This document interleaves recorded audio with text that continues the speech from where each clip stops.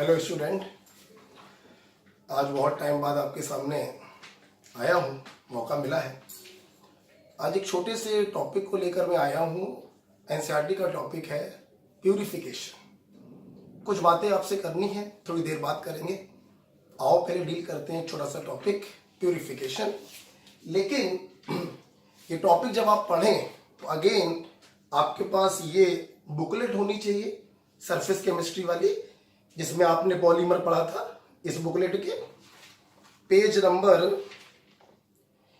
17 पर ये चैप्टर है प्यूरिफिकेशन। तो जब भी आप पढ़िएगा ये बुकलेट आपके पास होनी चाहिए और कानों में लीड होनी चाहिए। ठीक है, तो चलो स्टार्ट करते हैं चैप्टर प्यूरिफिकेशन।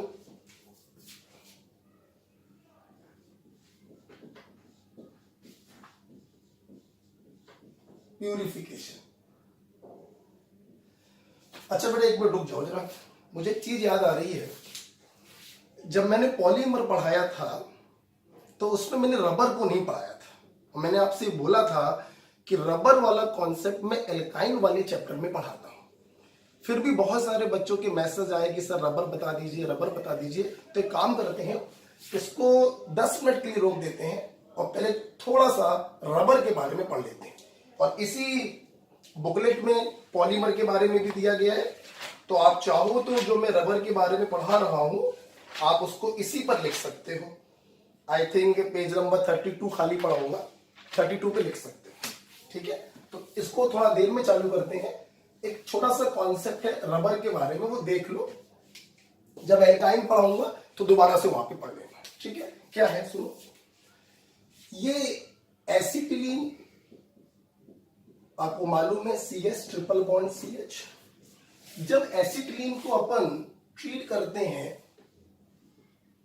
अमोनियम क्लोराइड से इन प्रेजेंस ऑफ क्यूप्रस क्लोराइड, तो इस एसिटिलीन का डाइमेराइजेशन होता है। मींस इसके दो मॉलिक्यूल आपस में मर्ज होंगे। कैसे मर्ज होंगे? सिंपल एडिशन हो जाएगा, पाई बॉन्ड कटा, प्लस माइनस, यहां पर ये प्लस है, ये क्या है माइनस,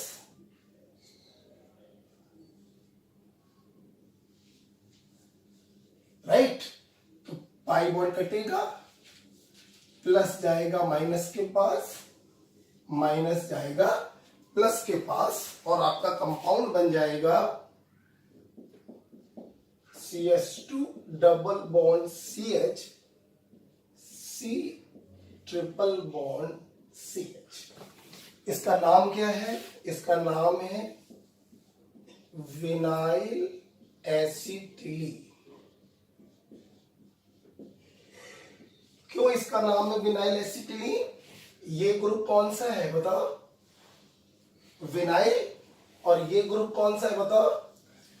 एसिटिलीन। तो नाम क्या हो गया? Vinyl acetylene. ठीक, तो एसिटिलीन का डाइमेराइजेशन हुआ in presence of ammonium chloride and cuprous chloride. हमने सिंपल इसका एडिशन करा दिया और हमें मिला विनाइल एसिटिलीन।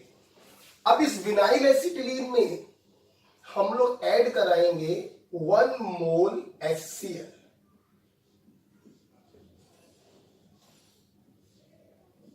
1 mole HCl। इस HCl का मार्गोनिक आपसे एडिशन होगा। अब यहां पर क्वेश्चन ये है कि इसका एडिशन हम डबल बॉन्ड के अराउंड करें या ट्रिपल बॉन्ड के अराउंड करें। तो सुनना मेरी बात, आपने रिएक्शन मैकेनिज्म में भी पढ़ा होगा, एल्काइन में दोबारा पढ़ेंगे कि इलेक्ट्रोफिलिक एडिशन के लिए डबल बॉन्ड बोले तो alkene are more reactive than triple bond बोले तो एल्काइन। रीजन सब मैं आपको बता चुका हूं इन रिएक्शन मैकेनिज्म। क्योंकि डबल बॉन्ड में जब इलेक्ट्रोफाइल ऐड करेगा तो मोर स्टेबल कार्बोकेटाइन बनेगा, और ट्रिपल बॉन्ड में जब इलेक्ट्रोफाइल अटैक करेगा तो लेस स्टेबल कार्बोकेटाइन बनेगा। तो इसमें कोई शक नहीं है कि इस HCl का एडिशन डबल बॉन्ड के अराउंड होना चाहिए, क्योंकि double bond is more reactive than triple bond. लेकिन ऐसा नहीं होता है। क्यों नहीं होता? जस्ट ए मिनट, ये जो HCl है ये डबल बॉन्ड के अराउंड ऐड नहीं होगा, ये ट्रिपल बॉन्ड के अराउंड ऐड होगा। ऐसा क्यों हो रहा है, ये उल्टा सीधा क्यों हो रहा है, अभी थोड़ी देर में बताते हैं, सुनना। सिंपल, पाई बॉन्ड कटा, ट्रिपल बॉन्ड के बाद मार्कोनिक आपसे एडिशन हो गया, H+ वहां जाएगा जहां हाइड्रोजन ज्यादा है, माइनस वहां जाएगा जहां हाइड्रोजन कम है, और ये देखो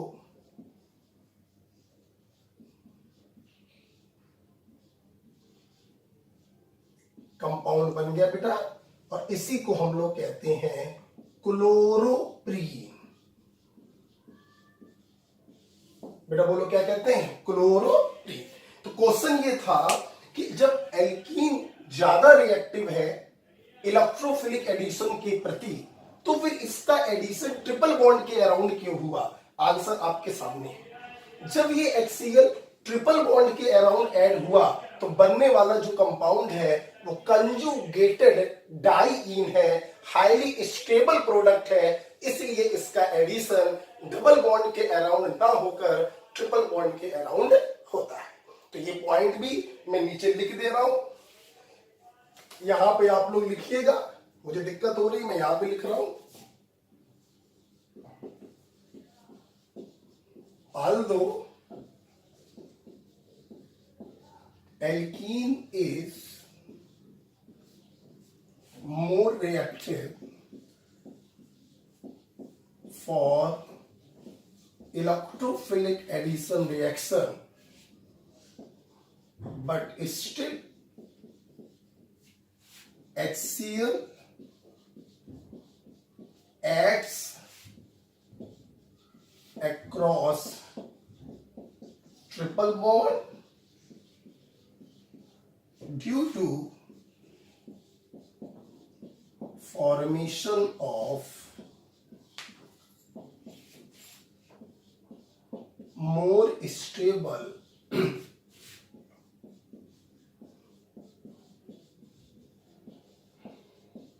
conjugated diene। इसको आप यहां पे लिखिएगा सब लोग, इसके नीचे। ओके, तो आज हम लोग देखा acetylene undergoes dimerization in presence of ammonium chloride and Q+ chloride. Simple addition करा दो, विनाइल एसिटिलीन बनेगा, इसमें 1 मोल HCl का एडिशन होगा अकॉर्डिंग टू मार्कोनिक ऑफ फ्लो। एडिशन होना चाहिए डबल बॉन्ड के क्रॉस, लेकिन होता है ट्रिपल बॉन्ड के cross due to formation of conjugated diene and this product is called chloroprene. यही क्लोरोप्रीन जब पॉलीमराइज होता है तो हमको प्राप्त होता है neoprene which is a synthetic rubber. तो इसका आप चाहो तो स्क्रीनशॉट एक ले लो।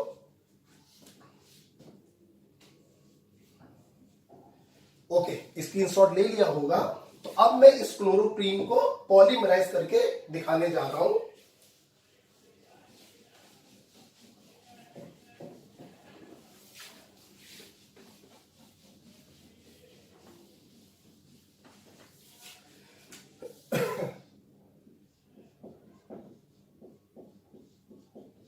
फार्मूला कोई भी याद नहीं करेगा क्लोरोप्रीन का, सिंपल दिमाग में रखेंगे। एसिटिलीन का जब डाइमराइजेशन होता है बनेगा विनाइल एसिटिलीन, HCl का एडिशन कराएंगे बनेगा chloroprene. So no use to learn this structure, this formula. अब इसको अपन लोग कराएंगे पॉलीमराइज। कराने का तरीका पॉलीमर में भी सीख रखा है, फिर से देख लो। बाई बॉन्ड ब्रेक हुए, चारों कार्बन का एक एक वैलेंसी फ्री हो गया, इन दोनों कार्बन ने अपनी वैलेंसी को मिला लिया और इन दोनों कार्बन की वैलेंसी क्या हो गई, खाली हो गई, और इन खाली वैलेंसी से ये जुड़ते चले जाएंगे। तो ये देखो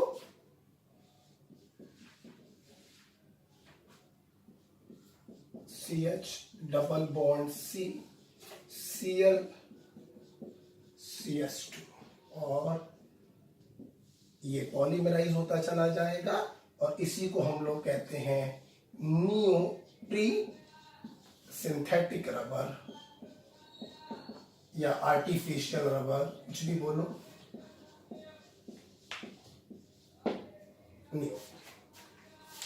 राइट।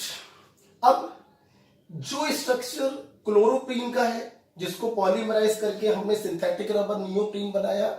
बिल्कुल वही स्ट्रक्चर होता है आइसोप्रीन का भी।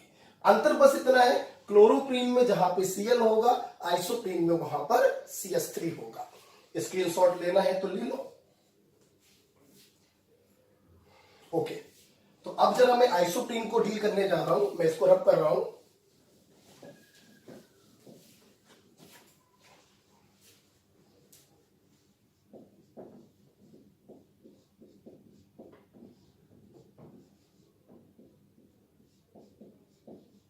ये क्लोरोप्रीन था, Cl को हटाकर CH3 लगा दो।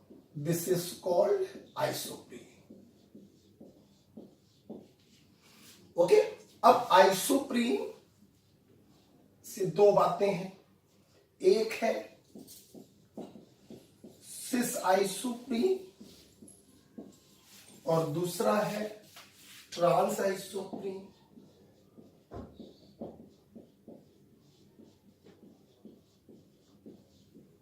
फार्मूला दोनों का सेम है। Cis isoprene on polymerization give natural rubber,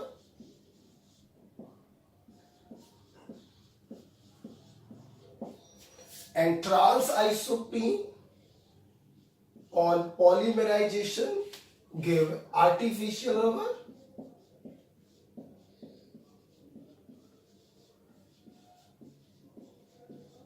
गट्टा पर्चा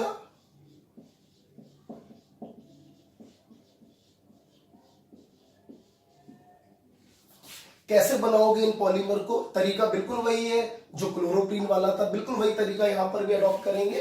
that is simple pi bond break होगा, ये दोनों अपने हाथों को मिला लेंगे, इन दोनों की वैलेंसी फ्री हो जाएगी, जिससे ये पॉलीमराइज करता चला जाएगा। अब क्या देखना, जस्ट ए मिनट, मैं इसका पॉलीमेरिक फॉर्म थोड़ी देर के लिए वहां पे बना दे रहा हूं। थोड़ी देर समझना मेरी बात।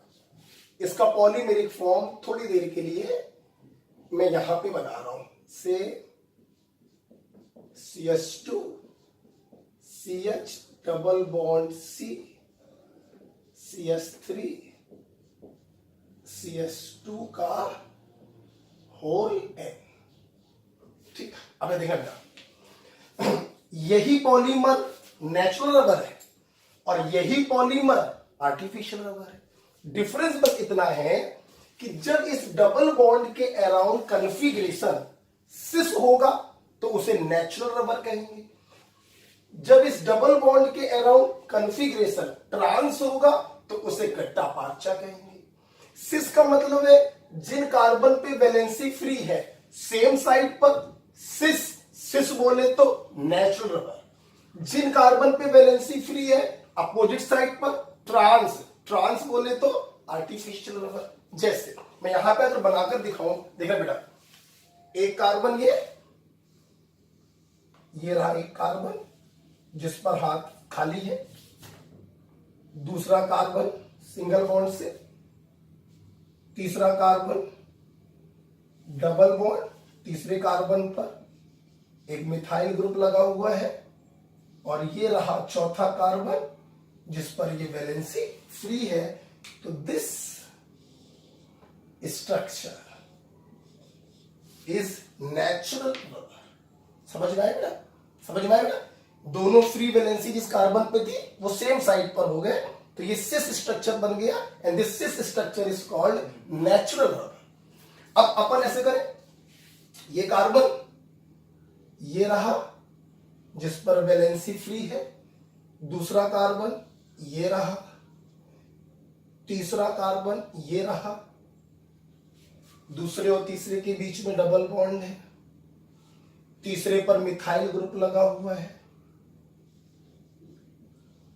और ये रहा चौथा वाला जिस पर वैलेंसी क्या है, फ्री है। आप देख सकते हैं फ्री वैलेंसी वाले एंड अपोजिट डायरेक्शन में है, ये ट्रांस कन्फिग्रेशन को रिप्रेजेंट कर रहा है, और इस प्रकार से होल एंड दिस इज गट्टा पांच। आप चाहो तो इसको और खोलकर और दिखा सकते हो। आप इसका स्क्रीनशॉट ले लो, फिर मैं और इसको दिखा देता हूं।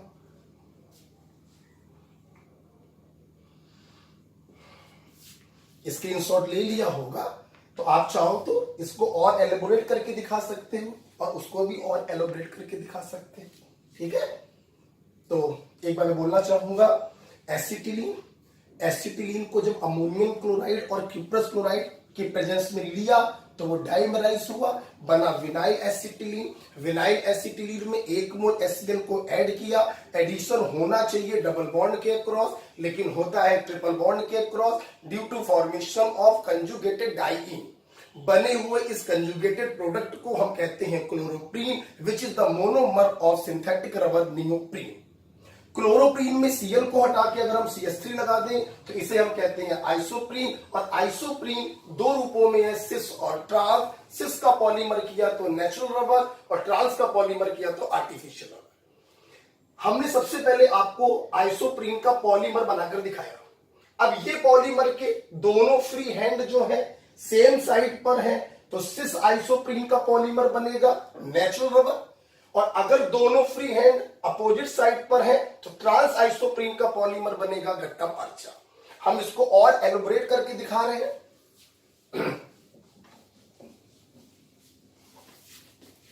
इसको रब नहीं कर रहे हैं क्योंकि इसी को देख के आपको समझ में आएगा। तो देखना बेटा, सिस की बात करें, एक कार्बन ये, दूसरा कार्बन, तीसरा कार्बन, तीसरे पर ये मिथाइल ग्रुप लगा हुआ है, चौथा कार्बन। अब इसके दूसरी यूनिट जुड़ेगी इसी से, ये देखिए दूसरी यूनिट जोड़ दी।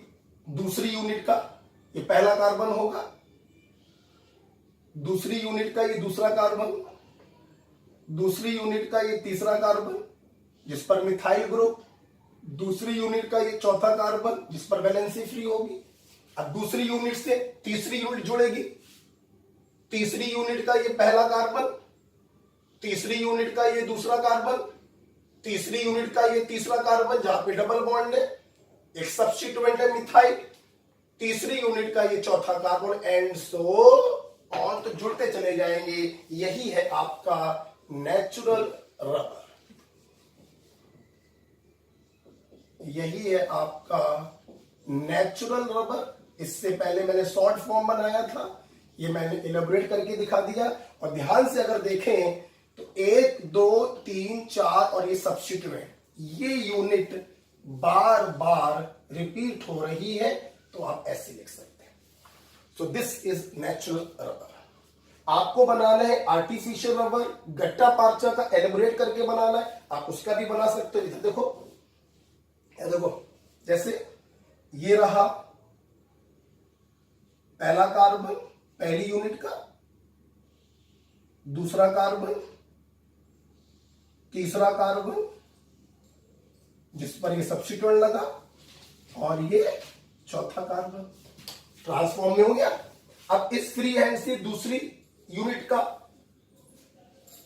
पहला कार्बन जुड़ गया, दूसरा कार्बन दूसरी यूनिट का, तीसरा कार्बन दूसरी यूनिट का जिस पर मिथाइल ग्रुप लगा होगा, और ये चौथा कार्बन दूसरी यूनिट का। दूसरी यूनिट से अब तीसरी यूनिट जुड़ेगी, तो तीसरी यूनिट का ये रहा पहला कार्बन, तीसरी यूनिट का ये रहा दूसरा कार्बन, तीसरी यूनिट का ये रहा तीसरा कार्बन, तीसरी यूनिट का ये रहा चौथा कार्बन, एंड सो ऑन। ये जुड़ते चले जाएंगे। तो अगर हम लोग ध्यान से देखें तो हर डबल बॉन्ड के अराउंड कन्फिग्रेशन ट्रांस है, कन्फिग्रेशन ट्रांस है, कन्फिग्रेशन ट्रांस है। So this is artificial rubber, gutta percha. And repeating unit अगर ध्यान से देखें हम लोग तो 1 2 3 4 और एक ये substituent, this is the repeating unit and this is gutta पार्चा।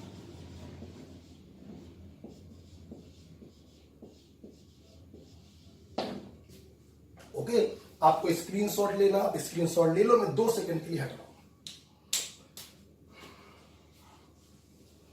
Right बेटा, तो ये हमने इलेबोरेट करके देखा नेचुरल रबर को जो सिस आइसोप्रीन से बना और आर्टिफिशियल रबर गट्टा पार्चा को जो ट्रांस आइसोप्रीन से बना।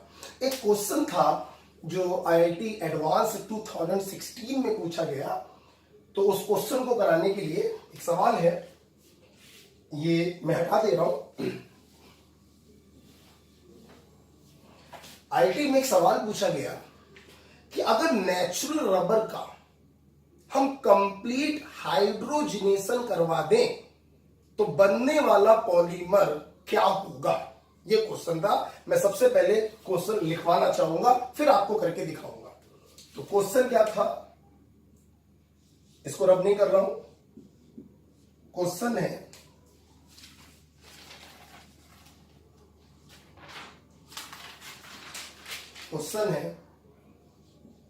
On complete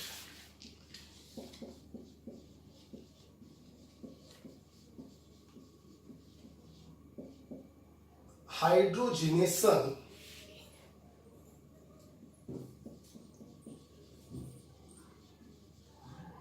natural rubber produces. पहला ऑप्शन था पॉली प्रोपाइलीन कोपॉलीमर। दूसरा ऑप्शन था पॉली ब्यूटाइलीन कोपॉलीमर। तीसरा ऑप्शन था वल्कुनाइज्ड रबर। जगह नहीं है, चौथा ऑप्शन मैं यहां पे लिख रहा हूं। चौथा ऑप्शन था एथिलीन प्रोपाइलीन कोपॉलीमर।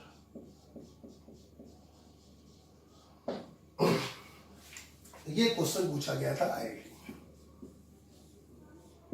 ठीक, अब सुनना।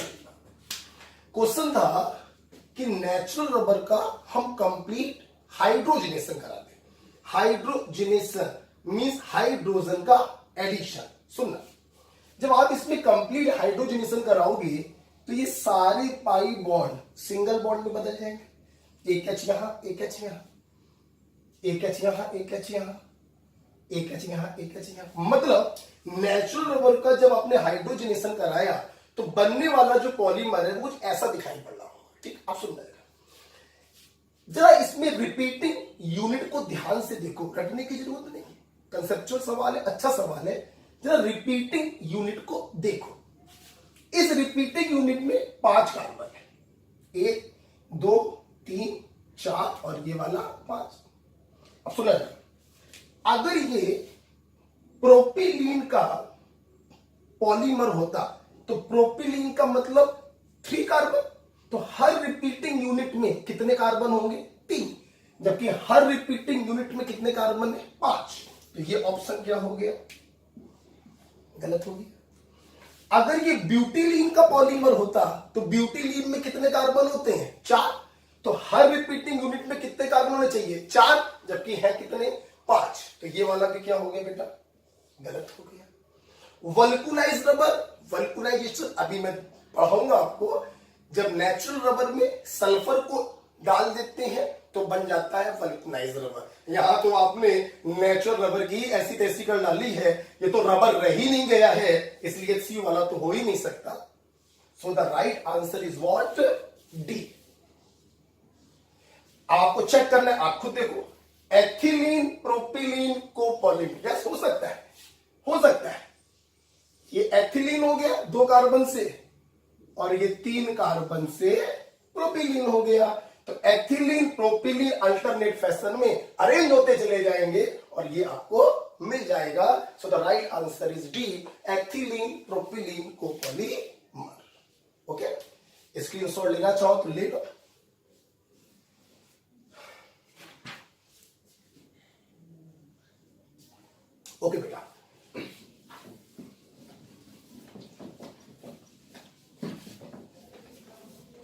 ये मैं घर पर वीडियो बना रहा हूं, इसलिए लीड लगाकर जरूर इसको सुनिएगा और बुकलेट सामने होनी चाहिए। सुना बेटा, तो आज बच्चों के कारण मुझे ये जबरदस्ती पढ़ाना पड़ रहा है, अदरवाइज ये मैं आपको पढ़ाता एल्काइन में। फिर भी देख लो, एसिटिलीन डाइमेराइजेशन हुआ in presence of ammonium chloride and cuprous chloride, हमें मिला विनाइल एसिटिलीन, 1 मोल HCl को ऐड किया, होना चाहिए डबल बॉन्ड के अक्रॉस, लेकिन हुआ ट्रिपल बॉन्ड के across due to formation of conjugated diene. बने हुए इस प्रोडक्ट को हमने नाम दिया क्लोरोप्रीन, जिसका पॉलीमर होता है सिंथेटिक रबर नियोप्रीन। दोनों पाई बॉन्ड ब्रेक होंगे, बीच के दोनों कार्बन अपने हाथ को मिला लेंगे और किनारे वाले कार्बन के द्वारा ये जुड़ते चले जाएंगे। क्लोरोप्रीन के Cl को हटा के CH3 लगा दें तो उसे हम लोग कहते हैं आइसोप्रीन। आइसोप्रीन दो प्रकार का, सिस आइसोप्रीन जिससे बनेगा नेचुरल रबर, ट्रांस आइसोप्रीन जिससे बनेगा आर्टिफिशियल रबर गट्टा पार्चा। अब एक बात, लास्ट बात है, सुनो, ये जो नेचुरल रबर है, नेचुरल रबर ये बहुत ही कमजोर होता है, वीक, लो टेंसाइल स्ट्रेंथ।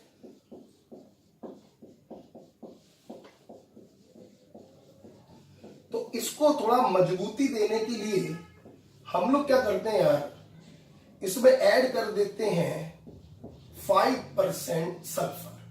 सल्फर को ऐड करने पर जो मिलता है उसे हम कहते हैं वल्कुनाइज्ड रबर, और इस फिनोमिना को हम लोग कहते हैं वल्कुनाइजेशन।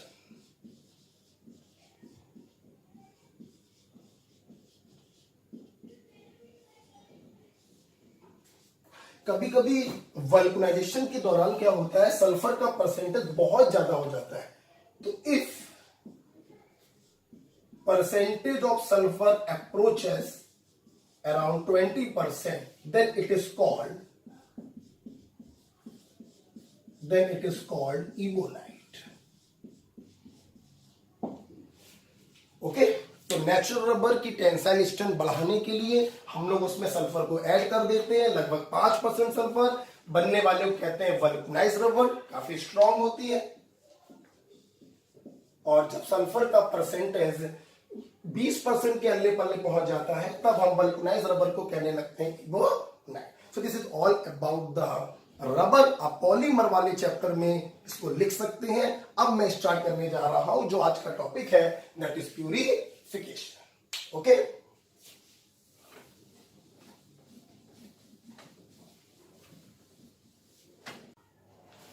अब हम लोग को पढ़ना था purification.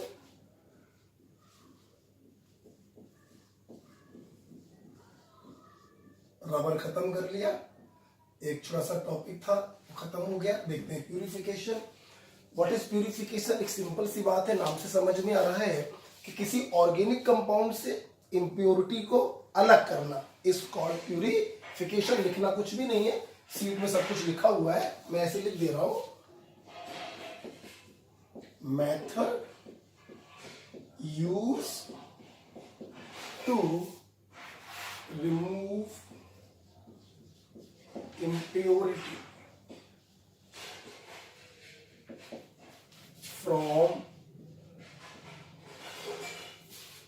an organic compound is called purification.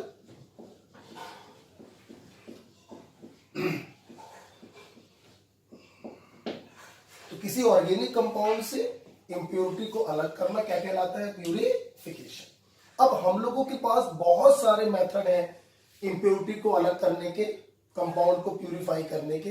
For example हमारे पास सब्लिमेशन है, क्रिस्टलाइजेशन है, डिस्टिलेशन है, क्रोमेटोग्राफी है। अब कौन सा मेथड हम यूज करें इंप्योरिटी को अलग करने के लिए, ये दो बातों पर डिपेंड करता है। विच method is used depends on, दो बातों पे डिपेंड करता है। पहला point, nature of organic compound जिसको आपको प्यूरिफाई करना है, और दूसरा नेचर ऑफ इंप्योरिटी जिसको आपको हटाना है।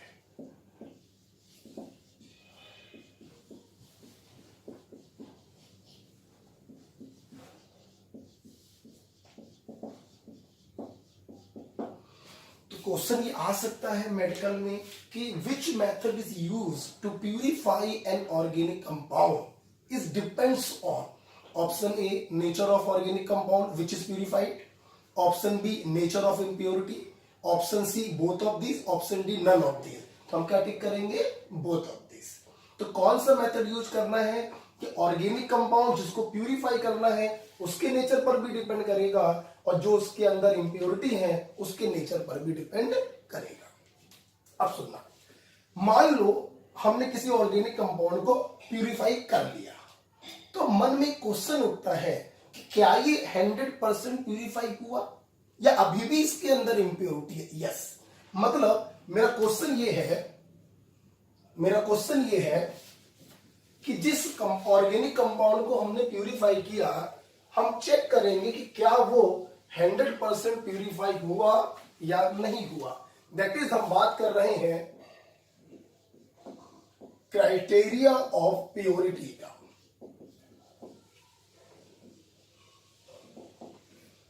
बुकलेट आपके पास है, इस पॉइंट को और पढ़ लो, फिर हम लोग बुकलेट से इसको रीड करेंगे। जो चीजें बुकलेट में नहीं लिखी होंगी मैं बोलूंगा, आप वहां लिखेंगे। अपने मन से कुछ नहीं लिखना, अभी सिर्फ देखो।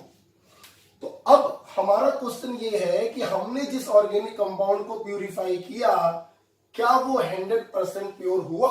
तो आओ जरा चेक करें। तो प्योरिटी को चेक करने के हमारे पास 3 तरीके हैं।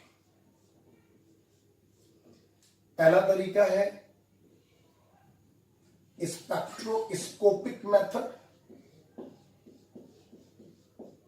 ये सिर्फ नाम आपको याद रखना है, आपके कोर्स में नहीं है। बहुत प्रकार का होता है, Raman spectroscopy, infrared spectroscopy, MSc में पढ़ाया जाता है, आपके लिए कोई यूज का नहीं है। लेकिन ये ध्यान रखना है कि प्योरिटी को चेक करने का एक तरीका है स्पेक्ट्रोस्कोपिक मेथड। और कैसे चेक कर सकते हैं प्योरिटी को हम? हमारे पास एक तरीका और है, क्रोमैटोग्राफी, और एक तरीका हमारे पास और है मिक्स्ड मेल्टिंग पॉइंट। ये 3 तरीके, इसको पढ़ना नहीं है। क्रोमैटोग्राफी इसी चैप्टर में लास्ट में बताऊंगा। This is the most advance technique, this is the most versatile technique developed by T sweat. ये भी लिखने की कोई जरूरत नहीं है, सब बुकलेट में लिखा हुआ है। हाँ, बात करते हैं ये मिक्स्ड मेल्टिंग पॉइंट क्या है। ठीक है, आप एक बात सुनिए, जब कोई कंपाउंड 100% प्योर ऑर्गेनिक कंपाउंड होता है तो उसका जो मेल्टिंग पॉइंट होता है वो बहुत ही शार्प होता है। शार्प मेल्टिंग पॉइंट का मतलब ये नहीं कि तीखा होता है, पैना होता है। शार्प मेल्टिंग पॉइंट का मतलब है कि मान लो कोई ऑर्गेनिक कंपाउंड है, उसका मेल्टिंग पॉइंट है 120 डिग्री सेल्सियस। तो जब आप इसको गर्म करते करते 120 पर पहुंचेंगे तभी ये लिक्विफाई होगा। ऐसा नहीं होगा कि आप 70 डिग्री पे गर्म कर रहे हो, 90 डिग्री पे गर्म कर रहे हो, ये लिक्विफाइड हो जाए, ऐसा नहीं होता। तो शार्प मेल्टिंग पॉइंट, जो भी प्योर ऑर्गेनिक कंपाउंड होते हैं उनके मेल्टिंग पॉइंट बहुत ही शार्प होते हैं। ठीक, अब जब मेरी बात सुनना, जब भी किसी कंपाउंड में इंप्योरिटी आती है तो यूजली बेटा impurity decreases the melting point. सवाल है सर ऐसा क्यों? एक एग्जांपल से समझाना चाहते हैं। मेल्टिंग पॉइंट का मतलब है सॉलिड को लिक्विड में बदलना। सॉलिड में जो कंस्टिट्यूएंट पार्टिकल होते हैं वो क्लोज पैक्ड होते हैं। क्लोज पैकिंग जितनी अच्छी होगी उस सॉलिड का मेल्टिंग पॉइंट उतना ज्यादा होगा। समझेंगे ना मेरी बात? जैसे एग्जांपल के तौर पर मेरे ये 2 हाथ हैं और मैंने इन दोनों हाथों को ऐसे जोड़ दिया, तो ये जो पकड़ है बहुत मजबूत पकड़ है, इसको अलग करने में बहुत ताकत लगेगी। अब जरा सोचो, अगर इन सांसों के बीच में हम पेन डाल दें, ऐसे करके पेन फंसा दें, तो जब पेन फंसाएंगे तो ग्रिपिंग क्या होगी? कमजोर होगी। और ग्रिपिंग जब कमजोर हो गई तो आराम से दोनों हाथ क्या हो गए? अलग हो गए। यस, यही काम होता है इंप्योरिटी का। जब ऑर्गेनिक कंपाउंड 100% प्योर होता है तो packing is like this.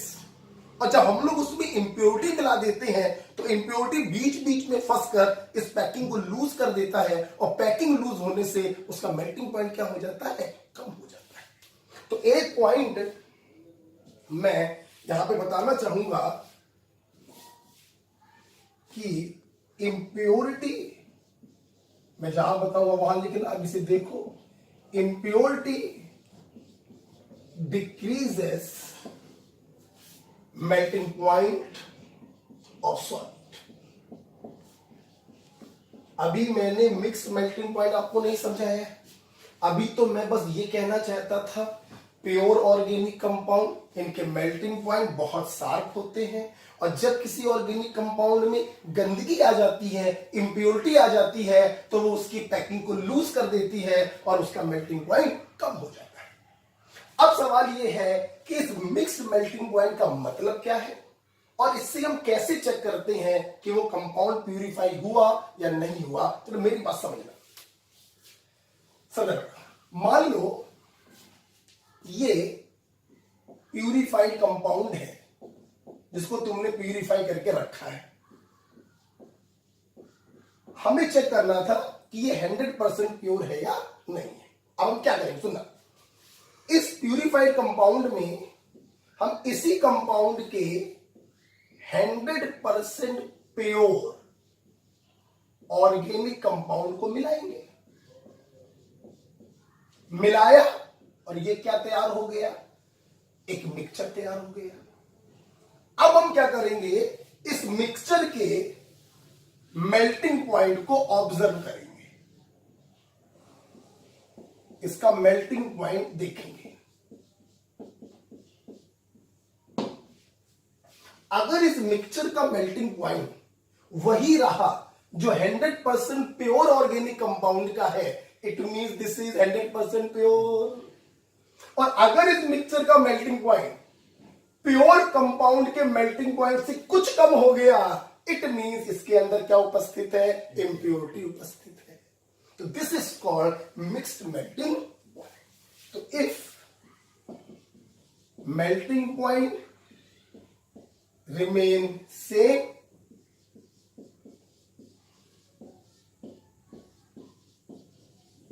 if melting point remains same, then compound get 100% pure.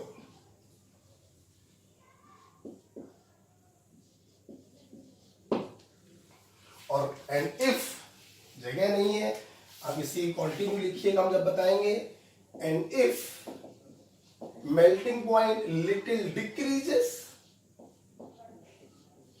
it means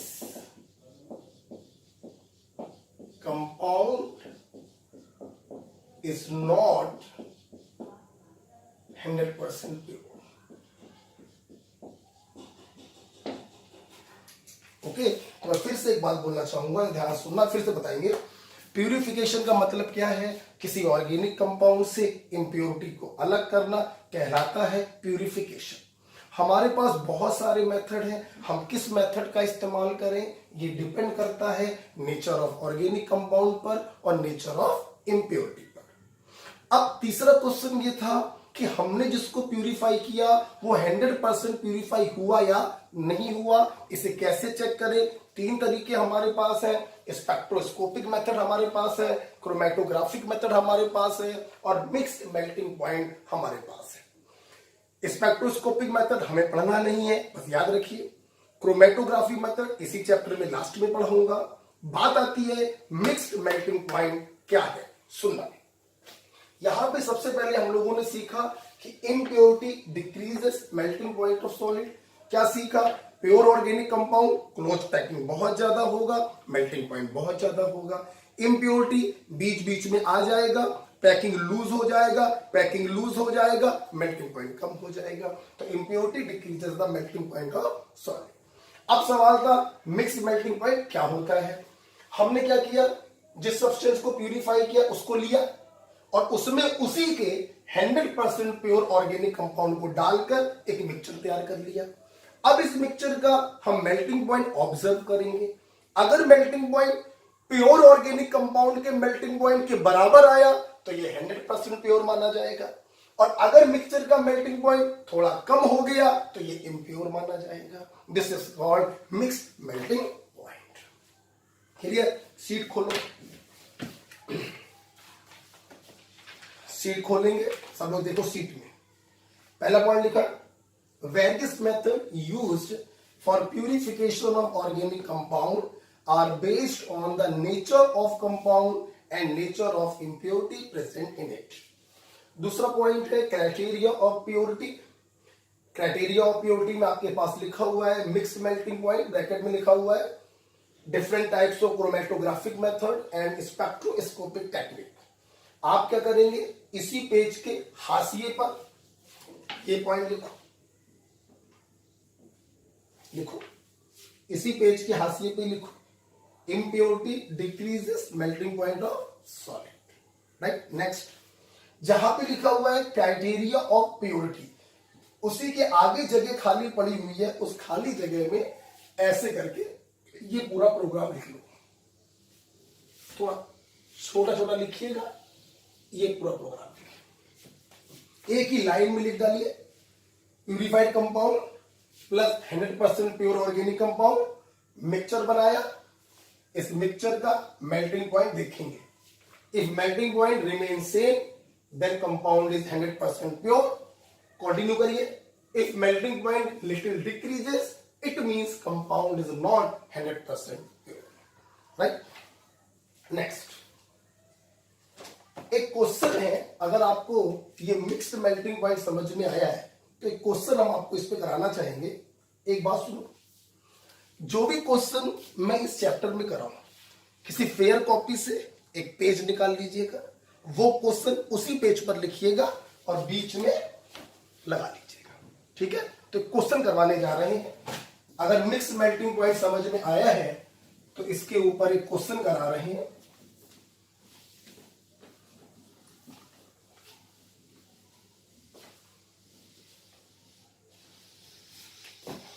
एक क्वेश्चन है, मिक्स मेल्टिंग पॉइंट के ऊपर एक क्वेश्चन है, सो क्वेश्चन लिखिए, to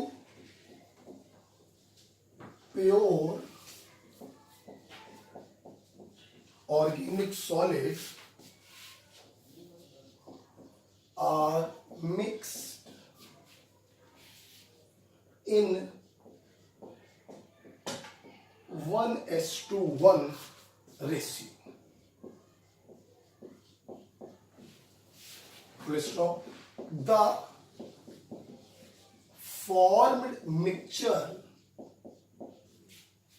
have same melting point. This means to sample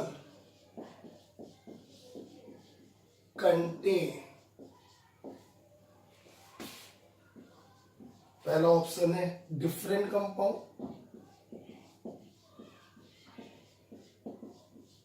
ध्यान दीजिएगा जरा, दूसरा ऑप्शन है सेम कंपाउंड,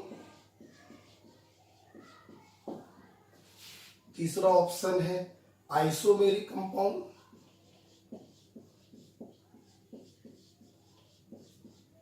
और चौथा ऑप्शन है iso structural compound.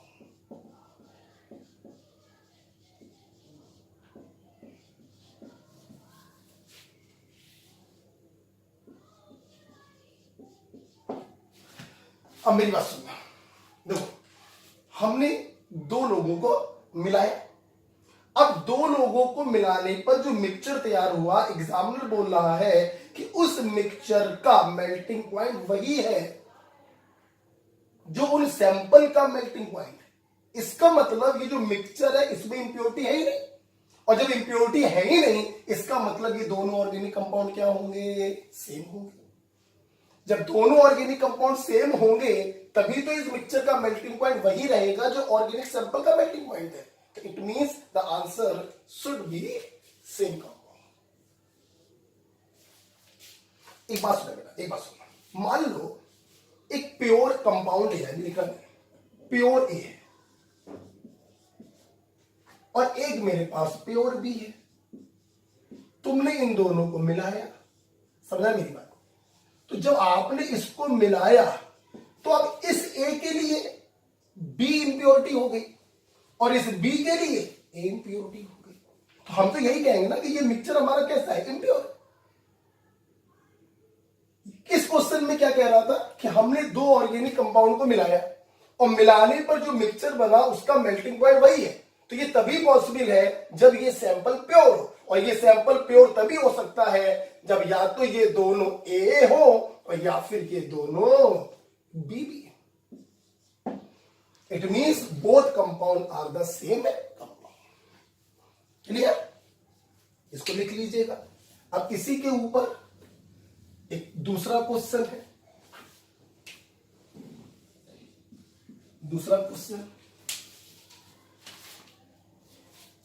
In above question, if melting point of mixture is lower by 15 degrees Celsius, then the two sample contain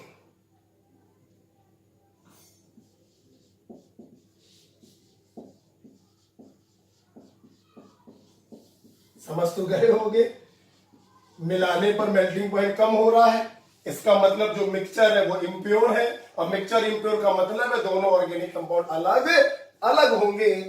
option चारों वही है, मैं लिख नहीं रहा हूं, ऑप्शन जगह नहीं है। Different compound, same compound, isomeric compound, isostructural compound, and the answer is different compound. बड़ा बड़ा क्लियर हो रही है? तो एक बार फिर से, प्यूरिफिकेशन, किसी ऑर्गेनिक कंपाउंड से इंप्योरिटी को अलग करना प्यूरिफिकेशन कहलाता है। कौन सा मेथड यूज करें ये दो बातों पे डिपेंड करता है, नेचर ऑफ ऑर्गेनिक कंपाउंड क्या है और नेचर ऑफ इंप्योरिटी क्या है। अब बात करें कि what is the criteria of purity, हम कैसे चेक करेंगे हमारा प्यूरिफिकेशन 100% हुआ या नहीं हुआ। तीन तरीके हैं, स्पेक्ट्रोस्कोपिक मेथड है, क्रोमेटोग्राफी वाला तरीका है, और मिक्स्ड मेल्टिंग पॉइंट वाला तरीका है। स्पेक्ट्रोस्कोपिक हमें पढ़ना नहीं है, क्रोमेटोग्राफी इसी चैप्टर के लास्ट में पढ़ाएंगे। बात आती है मिक्स्ड मेल्टिंग पॉइंट क्या होता है। सुनिए बेटा, प्योर ऑर्गेनिक कंपाउंड के मेल्टिंग पॉइंट बहुत ही शार्प होते हैं। जब उसमें कोई इंप्योरिटी आ जाती है, इंप्योरिटी बीच बीच में जाकर उसकी क्लोज पैकिंग को लूज कर देती है, क्लोज पैकिंग लूज होने से मेल्टिंग पॉइंट कम हो जाता है। मतलब इम्प्योर ऑर्गेनिक कंपाउंड का melting point pure organic compound से कम होता है। हमने क्या किया, जिस कंपाउंड को हमने प्यूरिफाई किया उसको लिया, उसमें उसी के 100% प्योर ऑर्गेनिक कंपाउंड को मिलाकर एक मिक्सचर तैयार किया। अब इस मिक्सचर के मेल्टिंग पॉइंट को ऑब्जर्व किया। अगर मेल्टिंग पॉइंट वही रहा जो 100% प्योर ऑर्गेनिक कंपाउंड का है, it means sample get 100% purified. और अगर मिक्सचर का मेल्टिंग पॉइंट थोड़ा सा कम हो गया, it mean sample is still impure. इसी चीज पर मिक्स मेल्टिंग पॉइंट पर मैंने दो क्वेश्चन कराए कि दो ऑर्गेनिक कंपाउंड को मिलाया, मिलाने पर एक मिक्सचर बना, मिक्सचर के मेल्टिंग पॉइंट पे कोई फर्क नहीं पड़ा। इसका मतलब ये मिक्सचर क्या है, प्योर है। ये प्योर कब हो सकता है, जब दोनों कंपाउंड कैसे हो, सेम हो। अगर मिलाने पर मिक्सचर का मेल्टिंग पॉइंट कम हो रहा, मेल्टिंग पॉइंट कम होने का मतलब ये इम्प्योर है, और इम्प्योर ये तभी होगा जब ये अलग हो और ये अलग हो, डिफरेंट कंपाउंड। ओके, चलिए इसके बाद अब हम लोग 1 बाय 1 सारे मेथड को पढ़ेंगे। क्राइटेरिया ऑफ प्योरिटी हो गया, इम्प्योरिटी मेल्टिंग पॉइंट को कम कर देती है। अब हम लोग पढ़ेंगे 1 बाय 1 सारे मेथड को। मेरे ख्याल से आपकी कॉपी में पहला मेथड लिखा हुआ है सब्लिमेशन। सब्लिमेशन,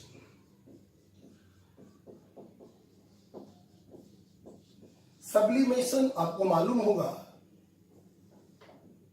कुछ ऑर्गेनिक कंपाउंड ऐसे होते हैं, कुछ ऑर्गेनिक सॉलिड ऐसे होते हैं जिन्हें गर्म करने पर वो डायरेक्ट वेपर फेज में बदल जाते हैं। This phenomena is called sublimation, और ऐसे सॉलिड कहलाते हैं sublime solid. Hence they are called sublime solid. Clear? तो अगर हमारे पास जो ऑर्गेनिक सॉलिड है, ऑर्गेनिक सॉलिड सबलाइन हो और उसमें प्रेजेंट इंप्योरिटी नॉन सबलाइन हो, तब हम सब्लिमेशन का इस्तेमाल करेंगे। उम्मीद करते हैं समझ गए होंगे क्या होगा। हम उस मिक्सचर को गर्म करेंगे, ऑर्गेनिक सॉलिड कैसा है बोलो, सबलाइन में, वेपर में चला जाएगा, इंप्योरिटी नॉन सबलाइन में वहीं पे रहेगा, ऑर्गेनिक सॉलिड अलग हो गया, इंप्योरिटी अलग। तो सब्लिमेशन का इस्तेमाल करेंगे जब एक कंपोनेंट हो सबलाइन और दूसरा कंपोनेंट हो नॉन सबलाइन, राइट। मैं यहां पर few example of sublime solid बताना चाहूंगा। आपके बुकलेट में सब लिखा हुआ है, जो नहीं लिखा होगा जब मैं कहूंगा तब लिखना। एग्जाम्पल के तौर पर बेंजोइक एसिड, नैप्थेलीन, ये याद करना है बेटा, anthracene,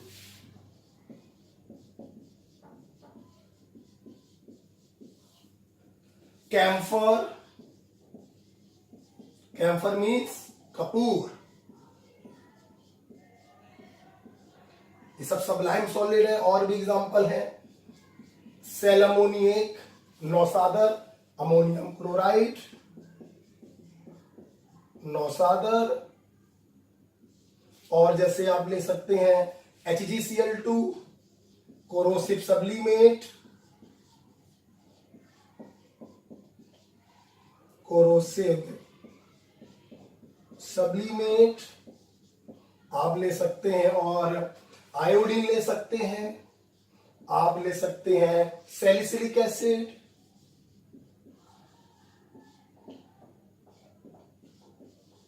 these are the few example of sublime solid। Okay, तो ध्यान रखने का बेटा, बेंजोइक एसिड सबलाइन सॉलिड है, इसमें उपस्थित इंप्योरिटी क्या होनी चाहिए, नॉन सबलाइन, तब आप बेंजोइक एसिड को प्यूरिफाई करोगे बाय सब्लिमेशन। Be careful. मान लो तुम्हारे पास एक मिक्सचर है जिसमें बेंजोइक एसिड पड़ा है और नैप्थेलीन पड़ा है, तो क्या अब सब्लिमेशन यूज करोगे? नहीं, अब तो दोनों के दोनों सबलाइन सॉलिड है, एक सबलाइन दूसरा नॉन सबलाइन, तब इस्तेमाल करेंगे सब्लिमेशन। एग्जांपल बेंजोइक एसिड हो गया, सैलिसिलिक एसिड हो गया, नैप्थेलीन, एंथ्रासीन, कैम्फर, नौसादर, कोरोसिव सब्लिमेट और आयोडीन। मुझे एग्जाम का नाम याद नहीं आ रहा, एक क्वेश्चन पूछा गया था, iodine mixed with sand, sand means बालू, बालू में आयोडीन पड़ा है, बताओ इन दोनों को कैसे अलग करोगे? Yes, sublimation. क्यों? बालू सबलाइन सॉलिड नहीं होता, लेकिन आयोडीन सबलाइन सॉलिड होता है। सब्लिमेशन कराओगे, बालू वहीं पे रह जाएगा, आयोडीन वेपोराइज होकर अलग हो जाएगा, राइट। तो these are the few example of sublime solid. एक छोटी सी बात मुझे याद आ रही है अबाउट दिस कैम्फर। कैम्फर का फार्मूला तो काफी बड़ा फार्मूला है, याद करने की जरूरत नहीं है, लेकिन मुझे एक चीज याद आ रही है, C2Cl6, ईथेन के सारे हाइड्रोजनों को क्लोरीन से सब्स्टिट्यूट कर दिया। What is ethane? C2H6, 6 हाइड्रोजनों को 6 क्लोरीन से सब्स्टिट्यूट कर दिया। आपको जान की खुशी होगी कि इसका जो स्मेल होता है वो कपूर के जैसा होता है। Okay, camphor like order, camphor like order. Okay, अब क्या लिखना है क्या नहीं लिखना है, आओ एक बार बुकलेट से पढ़ लेते हैं, ठीक है? सबकी नजर बुकलेट पर।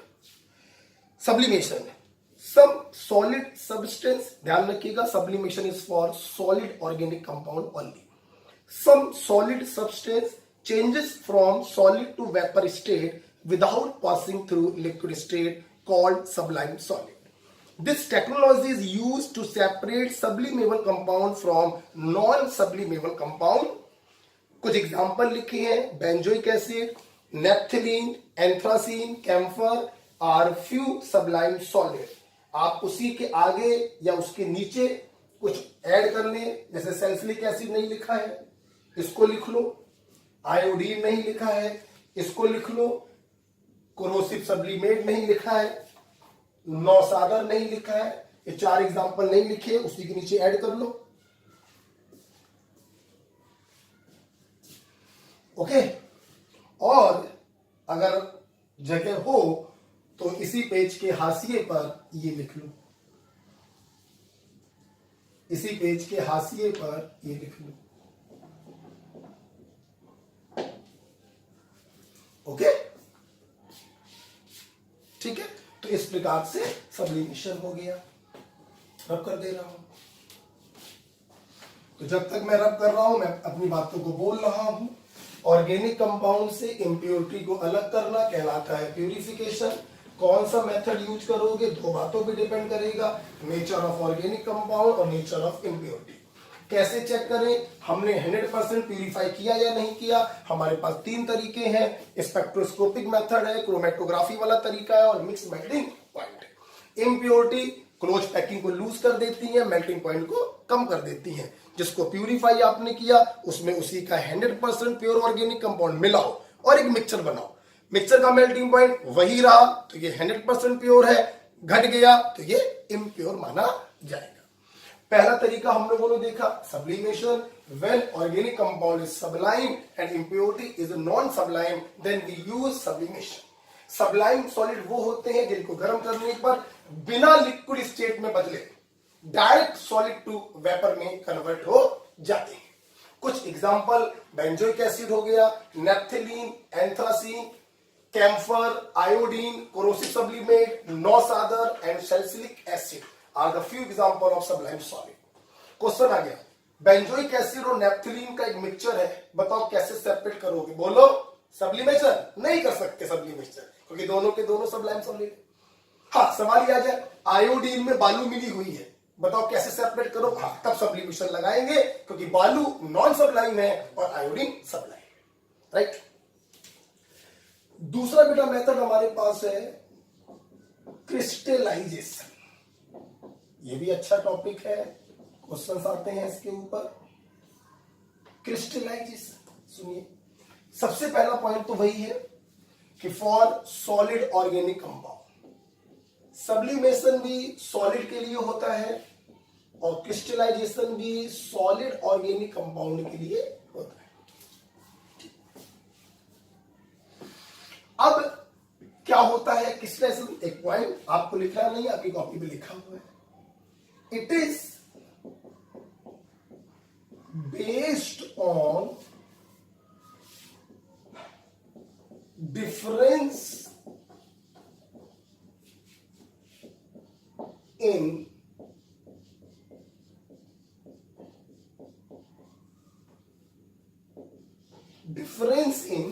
solubility of organic compound and impurity in a suitable solvent।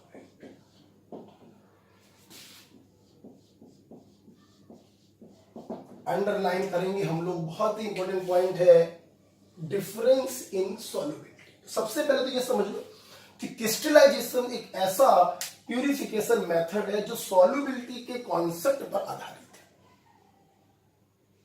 जब ऑर्गेनिक कंपाउंड और उसमें उपस्थित इंप्योरिटी, इन दोनों का सॉल्युबिलिटी एक पर्टिकुलर सॉल्वेंट में डिफरेंट हो, तब हम इस्तेमाल करते हैं क्रिस्टलाइजेशन।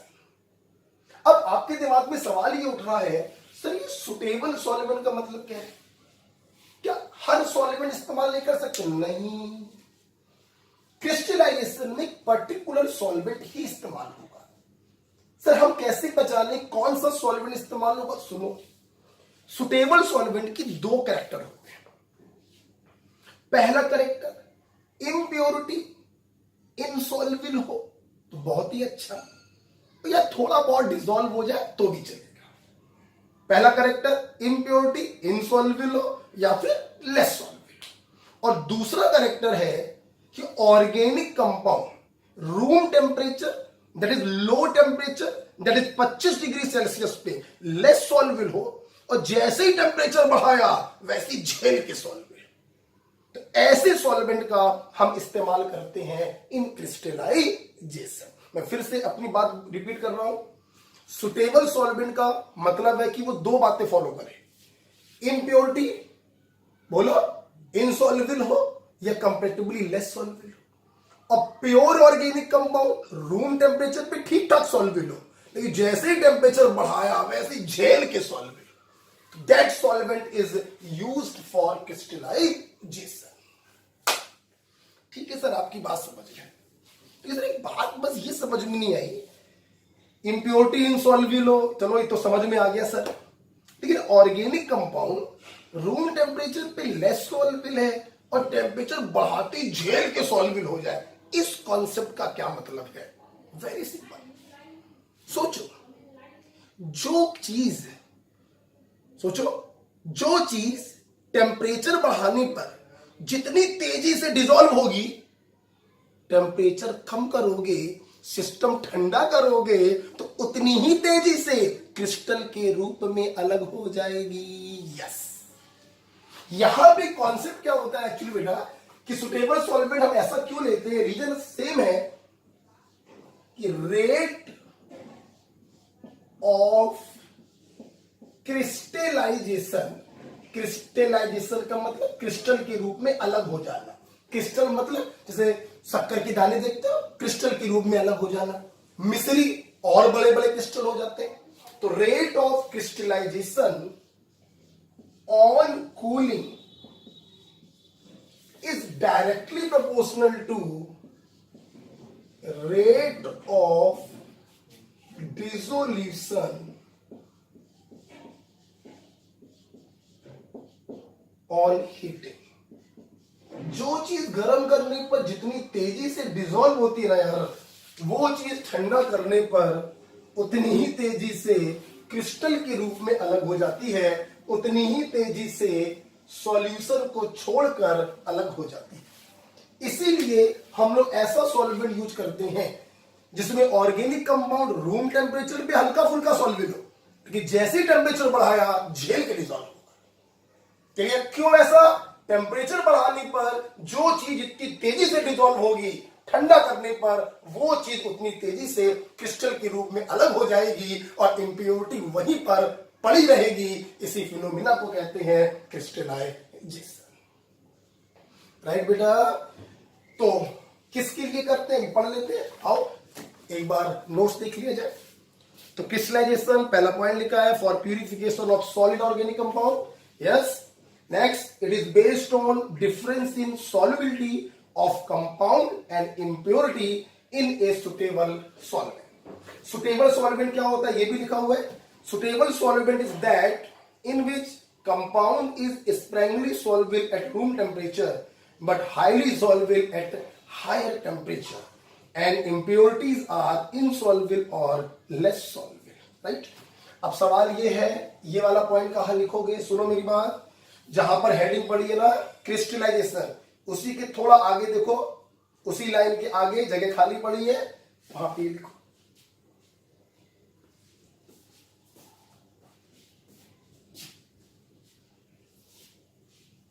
लिख लिया? सुन बेटा, अब इसके एग्जांपल भी पढ़ लेंगे। इसी के ऊपर एक एम्स में क्वेश्चन पूछा गया, देख लो क्वेश्चन कहां पर लिखोगे। जो पन्ना आप अलग से चिपका रहे हैं, क्वेश्चन सारे वहीं पर लिखिएगा, क्योंकि यहां पे जगह नहीं है। एक क्वेश्चन बेटा एम्स में आया,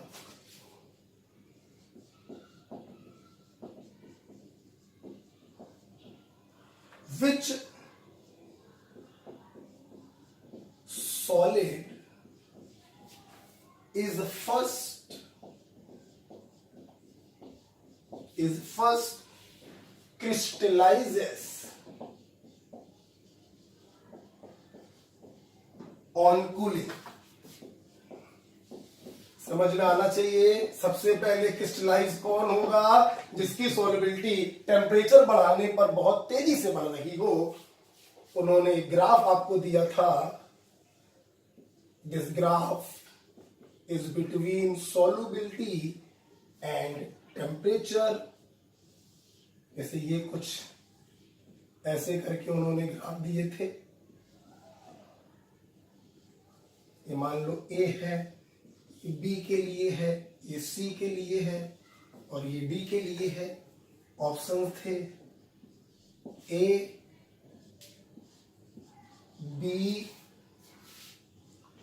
सी और डी। तो जल्दी बताओ इन चारों ऑर्गेनिक सॉलिड में वो कौन सा होगा जो ठंडा करने पर सबसे जल्दी क्रिस्टल के रूप में अलग हो? बताओ। डी। क्यों? क्योंकि आप देखो डी का सॉल्युबिलिटी टेम्परेचर बढ़ाने पर कितनी तेजी से बढ़ रहा है। तो जो जितनी तेजी से डिसॉल्व होगा ठंडा करने पर वो उतनी तेजी से क्रिस्टल के रूप में अलग होगा। So the answer is D. Okay, next उसको पेज पे लिख लीजिए, क्वेश्चन वाले पेज पर लिखिएगा इसको। डी का सॉल्युबिलिटी टेम्परेचर बढ़ाने पर बहुत तेजी से बढ़ रहा है, तो जब इस सिस्टम का टेम्परेचर कम करोगे तो डी उतनी ही तेजी से क्रिस्टल के रूप में अलग होगा। तो सबसे जल्दी क्रिस्टल इन चारों में किसके बनेंगे? बोलो। डी के बनेंगे। राइट, नेक्स्ट वापस से हम लोग बुकलेट देख लेते हैं। दो एग्जांपल लिखे हुए हैं क्रिस्टलाइजेशन के। Sugar mixed with common salt can be purified with ethanol. Yes.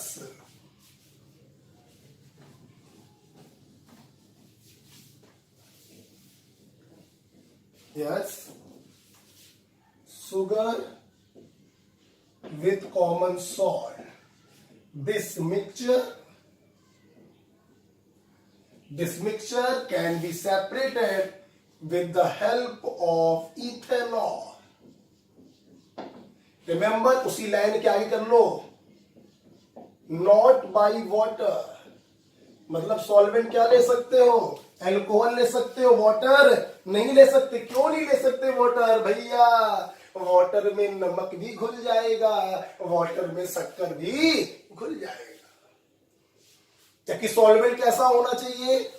Organic solvent dissolve हो जाए लेकिन इंप्योरिटी डिसॉल्व ना हो। नमक भी पानी में घुल जाएगा, शक्कर भी पानी में घुल जाएगा, इसलिए आप वाटर का इस्तेमाल नहीं कर सकते। तो शुगर और नमक के मिक्सचर को सेपरेट करने के लिए हम इथेनॉल का इस्तेमाल करेंगे। क्यों? Ethanol that is ethyl alcohol, and ethyl alcohol is a covalent, और कोवेलेंट मॉलिक्यूल डिसॉल्व होगा लेकिन NaCl डिसॉल्व नहीं होगा। जब आप गर्म करोगे शक्कर इसमें झेल के डिसॉल्व हो जाएगी, नमक डिसॉल्व नहीं होगा। ठंडा करोगे शक्कर के क्रिस्टल अलग हो जाएंगे, शक्कर अलग, नमक अलग। Is it clear? सिमिलरली दूसरा एग्जांपल लिखा है, बेंजोइक एसिड विद नैप्थेलीन। देख लो, क्या सब्लिमेशन से इन दोनों को अलग कर सकते हो? नहीं, क्योंकि ये भी सबलाइम सॉलिड है और ये भी सबलाइम सॉलिड है। तो इन दोनों को अलग करने के लिए हमारे पास है क्रिस्टलाइजेशन यूजिंग हॉट वाटर। उसी के आगे लिख लो, कंटिन्यू कर लो, बेंजोइक एसिड फ्रॉम नैप्थेलीन, आगे लिखो using hot water. Again reason देखिए बेटा, बेंजोइक एसिड, उम्मीद है सबको इसका फार्मूला मालूम है। ये बेंजोइक एसिड है और वो नैप्थेलीन है।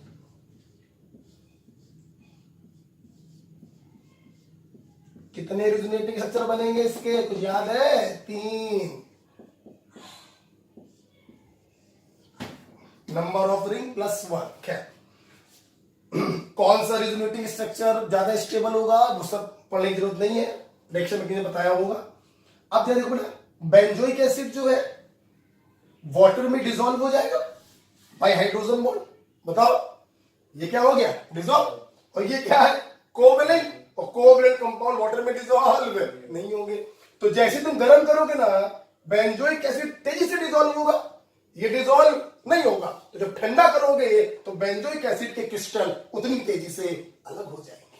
बेंजोइक एसिड अलग, नेफ्थलीन अलग। राइट बेटा, तो इस प्रकार से हम लोगों ने क्रिस्टलाइजेशन पढ़ा। शुगर को नमक से अलग करेंगे using ethanol, not by water, क्योंकि वाटर में दोनों डिसॉल्व हो जाएंगे, जबकि अल्कोहल में शुगर डिसॉल्व होगा, नमक डिसॉल्व नहीं होगा।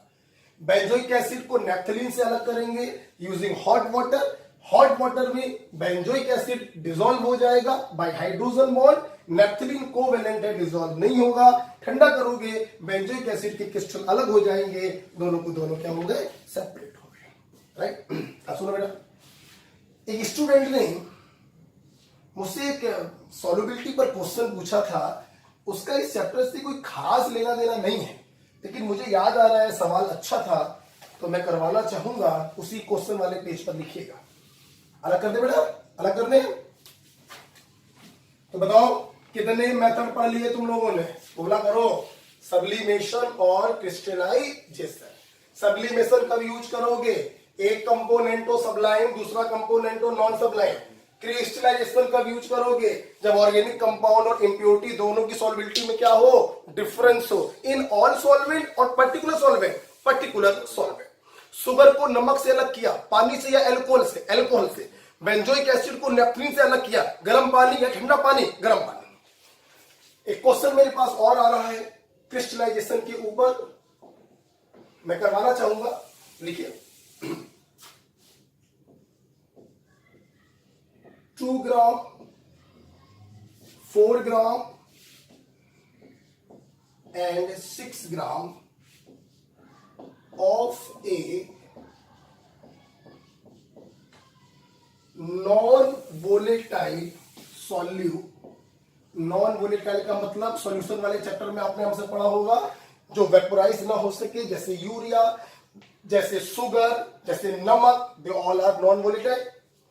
ब्रैकेट में दिया गया है, इस नॉन वोलेटाइल की सॉल्युबिलिटी दी गई है 4 ग्राम पर 100 gram water.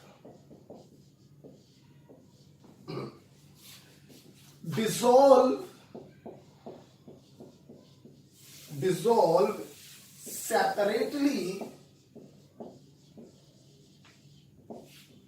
in 100 gram water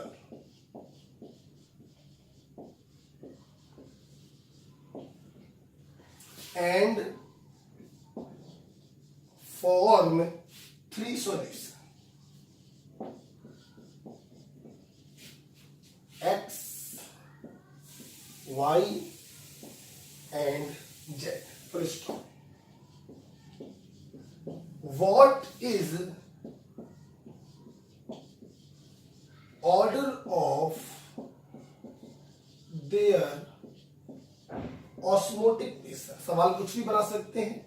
osmotic pressure पूछ सकते हैं, वेपर प्रेशर पूछ सकते हैं, बॉइलिंग पॉइंट पूछ सकते, कुछ भी पूछ सकते हैं। एक्चुअली इस क्वेश्चन में सॉल्यूशन वाले चैप्टर का टच है। सवाल अच्छा है तो मैं यहीं पर करा दे रहा हूं।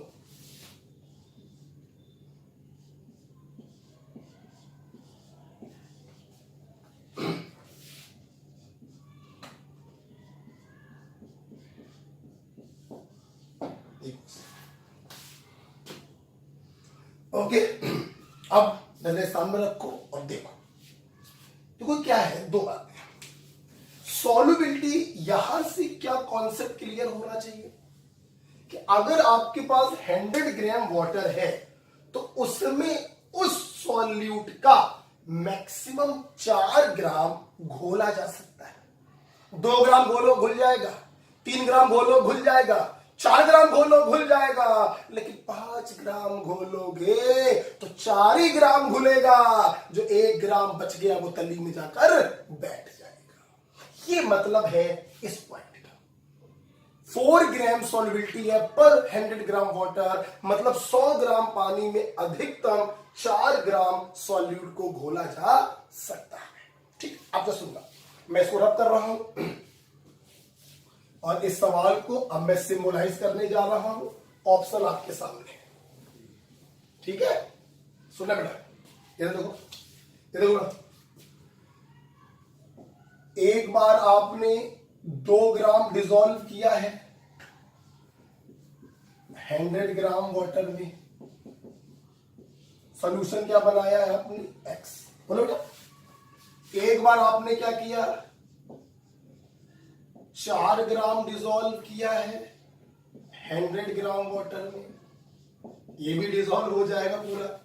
और एक बार आपने क्या किया, 6 ग्राम डिसॉल्व किया 100 ग्राम वाटर में और एक सॉल्यूशन बनाया जेड। अब सुनो, ये 2 ग्राम पूरा का पूरा डिसॉल्व हो जाएगा, ये 2 ग्राम पूरा का पूरा क्या हो जाएगा? डिसॉल्व हो जाएगा। 2 ग्राम गेट डिसॉल्व। ये 4 ग्राम भी पूरा का पूरा क्या हो जाएगा? डिसॉल्व हो जाएगा, क्योंकि मैक्सिमम सॉल्युबिलिटी कितनी है? 4 ग्राम पर 100 ग्राम वाटर। Gate dissolve. और जल्दी से बताओ, 6 ग्राम डिसॉल्व होगा? नहीं, 4 ही ग्राम डिसॉल्व होगा, 2 ग्राम तली में जाकर बैठ जाएगा। ओनली 4 ग्राम गेट डिसॉल्व और 2 ग्राम जो होगा वो तली में जाकर सेटल डाउन हो जाएगा। तो जल्दी से बता दो, इसकी कंसंट्रेशन और इस सॉल्यूशन की कंसंट्रेशन आपस में क्या है? बराबर है। और इसकी कंसंट्रेशन जो होगी इन दोनों सॉल्यूशनों से कम होगी। तो क्या मैं ये नहीं लिख सकता? अगर कंसंट्रेशन के पॉइंट ऑफ व्यू से देखें, कंसंट्रेशन मींस मोलैरिटी के पॉइंट ऑफ व्यू से देखें, तो X की कंसंट्रेशन सबसे कम होगी, लेकिन Y और Z की कंसंट्रेशन क्या होगी? बराबर होगी। बोलो बेटा, आपने सॉल्यूशन वाले चैप्टर में हमसे पढ़ा होगा पाई बराबर CST, पढ़ा है बेटा? पाई होता है osmotic pressure directly proportional to concentration. तो जल्दी से बताओ, ऑस्मोटिक प्रेशर का ऑर्डर क्या बनेगा? जिसकी कंसंट्रेशन सबसे कम उसका ऑस्मोटिक प्रेशर सबसे कम, और जिसकी कंसंट्रेशन ज्यादा उसका ऑस्मोटिक प्रेशर भी ज्यादा। This is your answer. कौन सा आंसर सही है? शायद बी वाला ऑप्शन सही है। ओके, तो ये क्वेश्चन मैंने यहां पे क्यों कराया? एक सॉल्युबिलिटी शब्द आया था, अब आयनिक इक्विलिब्रियम जब आएगा तब आएगा। अभी फिलहाल समझ में आया है आपको कि सॉल्युबिलिटी दिया गया था 4 ग्राम पर 100 gram of water. It means 100 ग्राम पानी में अधिकतम 4 ग्राम उस सॉल्यूट को घोला जा सकता है। 4 ग्राम से ज्यादा डालोगे, घुलेगा 4 ग्राम, बचा हुआ तली में जाकर प्रेसिपिटेट हो जाएगा। तो इसकी कंसंट्रेशन सबसे कम है, इन दोनों की कंसंट्रेशन आपस में बराबर है और इस वाले से ज्यादा है। तो this is the order of concentration, so this is the order of osmotic pressure. Okay, तो इस प्रकार से हम लोगों ने सब्लिमेशन खत्म किया, हम लोगों ने क्रिस्टलाइजेशन भी खत्म किया और ये सवाल भी किया। राइट, रन करने जा रहे हैं। वापस से बुकलेट पर आ जाइए। सब्लिमेशन हो गया, क्रिस्टलाइजेशन हो गया। जो जितनी तेजी से बोलो, हमें देखो, जो जितनी तेजी से गर्म करने पर डिसॉल्व होगा वो उतनी तेजी से ठंडा करने पर क्रिस्टल के रूप में अलग होगा। राइट, सॉल्युबिलिटी का मतलब आपने इस क्वेश्चन से देखा कि पर्टिकुलर सॉल्वेंट में मैक्सिमम अमाउंट जो डिसॉल्व किया जा सकता है is called its solubility. Okay, detail discussion solubility का आयनिक इक्विलिब्रियम में किया जाएगा। ओके, तो सब्लिमेशन हो गया, क्रिस्टलाइजेशन हो गया। तीसरा तरीका हमारे पास है बेटा डिस्टिलेशन। डिस्टिलेशन ये तीसरा तरीका है ऑर्गेनिक कंपाउंड को प्यूरिफाई करने का। सबसे पहली बात आपको बताना चाहूंगा कि डिस्टिलेशन का मतलब होता है फर्स्ट वेपोराइजेशन, देन कंडेंसेशन।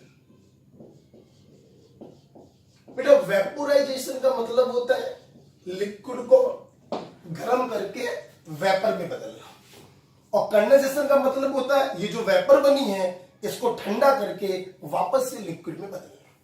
तो डिस्टिलेशन में हम लोग पहले लिक्विड को गर्म करके वेपोराइज करते हैं और फिर उस वेपर को ठंडा करके हम उसको लिक्विफाई करते हैं। तो this two step process that is vaporization then condensation is called distillation. जैसा कि आप देख रहे हैं कि यहां पे वेपोराइजेशन होता है, वेपोराइजेशन लिक्विड के लिए होता है, yes. So distillation is only for liquid organic compound, only for liquid organic compound. याद कर लो, सब्लिमेशन सॉलिड के लिए था, क्रिस्टलाइजेशन सॉलिड के लिए था, लेकिन डिस्टिलेशन किसके लिए है? लिक्विड के लिए। सबसे पहला काम बुकलेट में देखो, जहां पर डिस्टिलेशन लिखा है उसी के आगे एक लाइन खाली पड़ी है, उसी खाली लाइन में आपको ये लिखना है वेपोराइजेशन देन कंडेंसेशन, और उसी लाइन में आगे लिख दो only for liquid organic compound.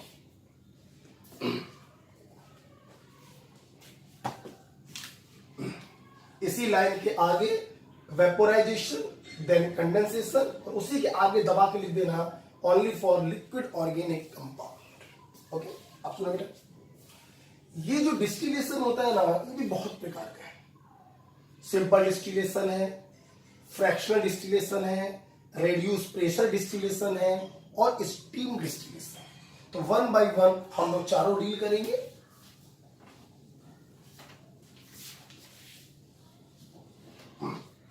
पहला है बेटा सिंपल डिस्टिलेशन।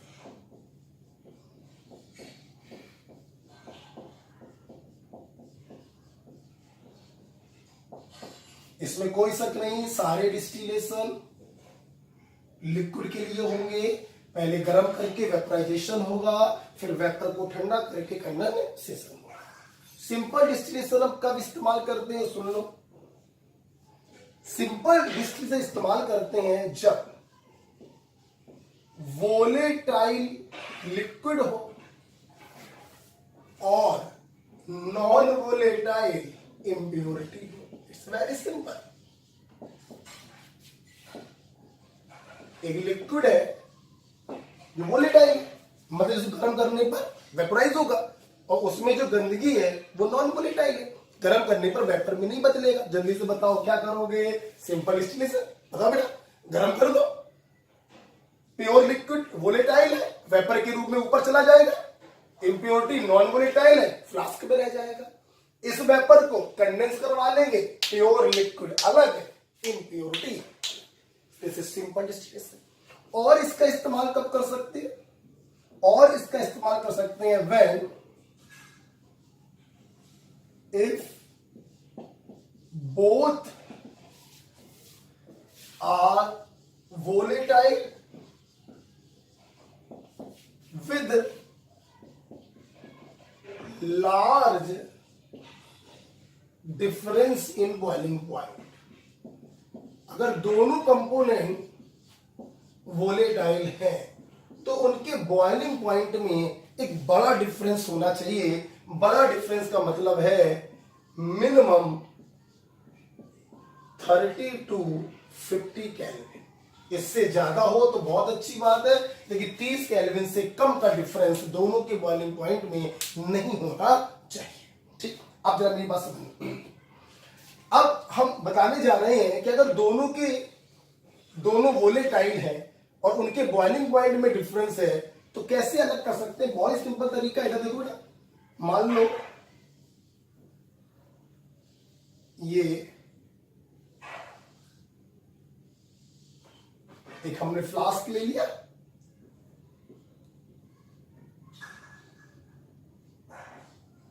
ठीक है, फ्लास्क ले लिया, और इसमें मान लो एक कंपाउंड ए पड़ा है, एक कंपाउंड बी पड़ा है। बताओ बेटा, ए का मान लो बॉइलिंग पॉइंट है 100 डिग्री सेल्सियस बी का मान लो बॉइलिंग पॉइंट है 140 डिग्री सेल्सियस।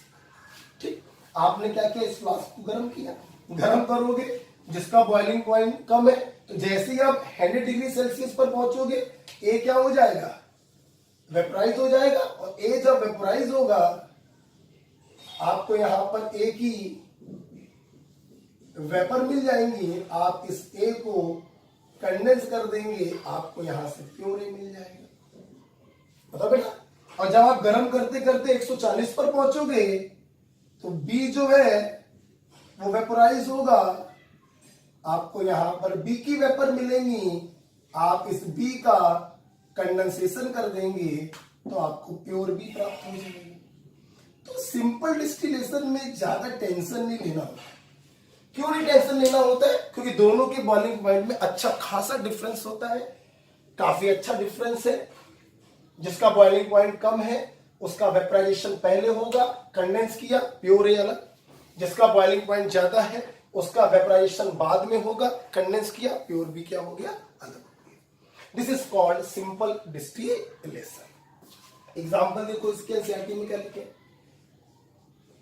इसका एग्जाम्पल का लर्निंग ट्रिक है ABC। बेटा बोलो क्या ट्रिक है, ABC मीन्स एनिलीन में बेंजीन मिला, दोनों को सेपरेट कर सकते हो, सिंपल डिस्टिलेशन। बेंजीन और क्लोरोफॉर्म का मिक्सचर हो, दोनों को अलग कर सकते हो, सिंपल डिस्टिलेशन। एनिलीन या क्लोरोफॉर्म का मिक्सचर हो, इसको भी सेपरेट कर सकते हो भाई, सिंपल डिस्टिलेशन। ओके, तो चलो भाई हम लोग पढ़ते हैं, जरा कॉपी पे देखो सब लोग। डिस्टिलेशन के नीचे जो दो बिंदियां लगी हुई हैं, वो एक्चुअली में दोनों बिंदियां सिंपल डिस्टिलेशन की हैं। तो आप चाहें तो दोनों बिंदियों को ऐसे करके किनारे लिख दीजिए, सिंपल डिस्टिलेशन करिए। डिस्टिलेशन के नीचे दो बिंदियां लगी हैं, वो दो बिंदियां एक्चुअली में किसकी हैं, सिंपल डिस्टिलेशन की हैं। ओके, पढ़िए। यूज टू सेपरेट, पहला volatile liquid from non volatile impurity, समझ में आ गया होगा। हमें देख के बताओ, गर्म करने पे कौन उड़ जाएगा, वोलेटाइल, कौन नहीं उड़ेगा, नॉन वोलेटाइल। प्योर लिक्विड अलग, इम्प्योरिटी अलग। दूसरा, two liquid having sufficient difference in their boiling point. आपकी कॉपी में मिनिमम 30 केल्विन लिखा है, आप उसी में डैश लगाकर 50 केल्विन, 30 to 50 केल्विन का डिफरेंस होना चाहिए। इससे ज्यादा डिफरेंस है और अच्छा। एग्जाम्पल अभी कॉपी में लिखा है, क्लोरोफॉर्म प्लस एनिलीन ये लिखा है, बेंजीन प्लस एनिलीन ये लिखा है। हम चाहेंगे आप एक ट्रिक लिख लो ऐसे, ठीक है, बस ये ट्रिक लिख लो। यूज टू सेपरेट के नीचे देखो खाली जगह पड़ी हुई है, उसमें ऐसे लिख लो, बस लिख लिया, देख के बोलो। इस ट्रिक का मतलब क्या, बोलो। एनिलीन प्लस बेंजीन का मिक्सचर सिंपल डिस्टिलेशन से सेपरेट होगा, बेंजीन और क्लोरोफॉर्म का मिक्सचर सिंपल डिस्टिलेशन से सेपरेट होगा, एनिलीन और क्लोरोफॉर्म का मिक्सचर भी सिंपल डिस्टिलेशन से सेपरेट होगा। आप चाहो तो एक एग्जांपल और लिख सकते हो,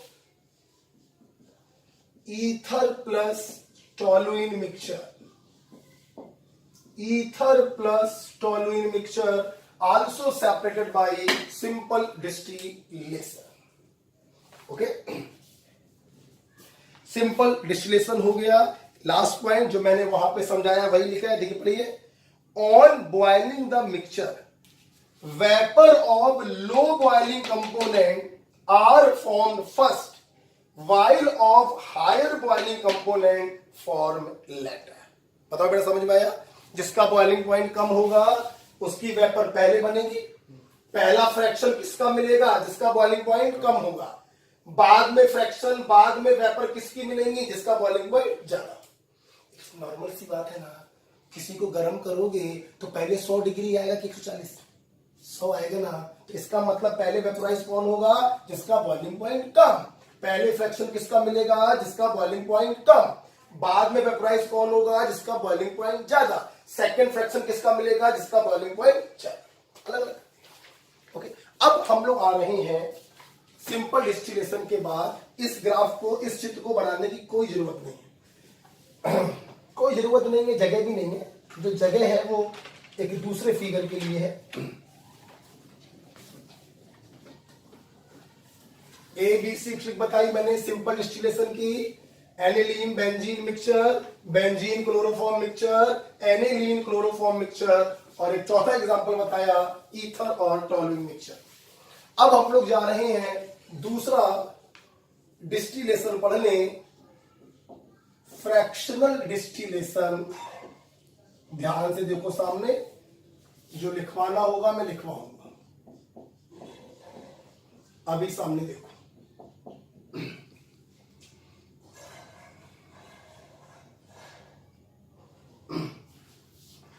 डिस्टिलेशन शब्द आ रहा है, लिक्विड के लिए होगा vaporisation followed by condensation.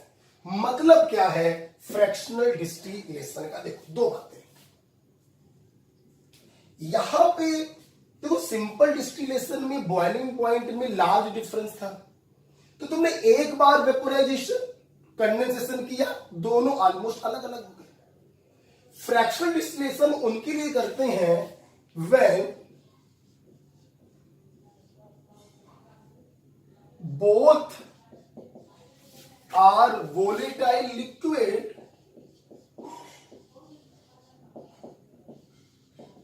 and their boiling point are close.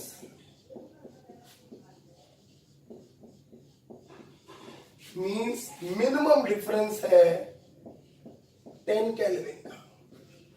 ओहो ओहो, बॉइलिंग पॉइंट बहुत पास पास आ गए हुजूर, इतने पास पास आ गए कि एक बार अगर गर्म करोगे, सिंपल डिस्टिलेशन करोगे, तो ए का वेपर भी बनेगा और बी का वेपर भी बनेगा। कंडेंसेशन करोगे फिर से ए मिल जाएगा और बी मिल जाएगा। मतलब इतना क्लोज बॉइलिंग पॉइंट होने पर सिंपल डिस्टिलेशन नहीं कराया जा सकता, हम कराते हैं फ्रैक्शनल डिस्टिलेशन। फ्रैक्शनल डिस्टिलेशन की एक दूसरी खास बात क्या होती है, सुना बेटा, यहां पर जो फ्लास्क होता है उसकी जो गर्दन होती है ना, नेक, वो गर्दन सिंपल डिस्टिलेशन की तरह सपाट नहीं होती है, बल्कि इस गर्दन का नाम होता है फ्रैक्सीनेटिंग कॉलम। समझ देखेंगे ये फ्रैक्सीनेटिंग कॉलम का क्या मतलब है। यहां पर बनाए, देखिए ना फ्रैक्शनेटिंग कॉलम क्या होता है।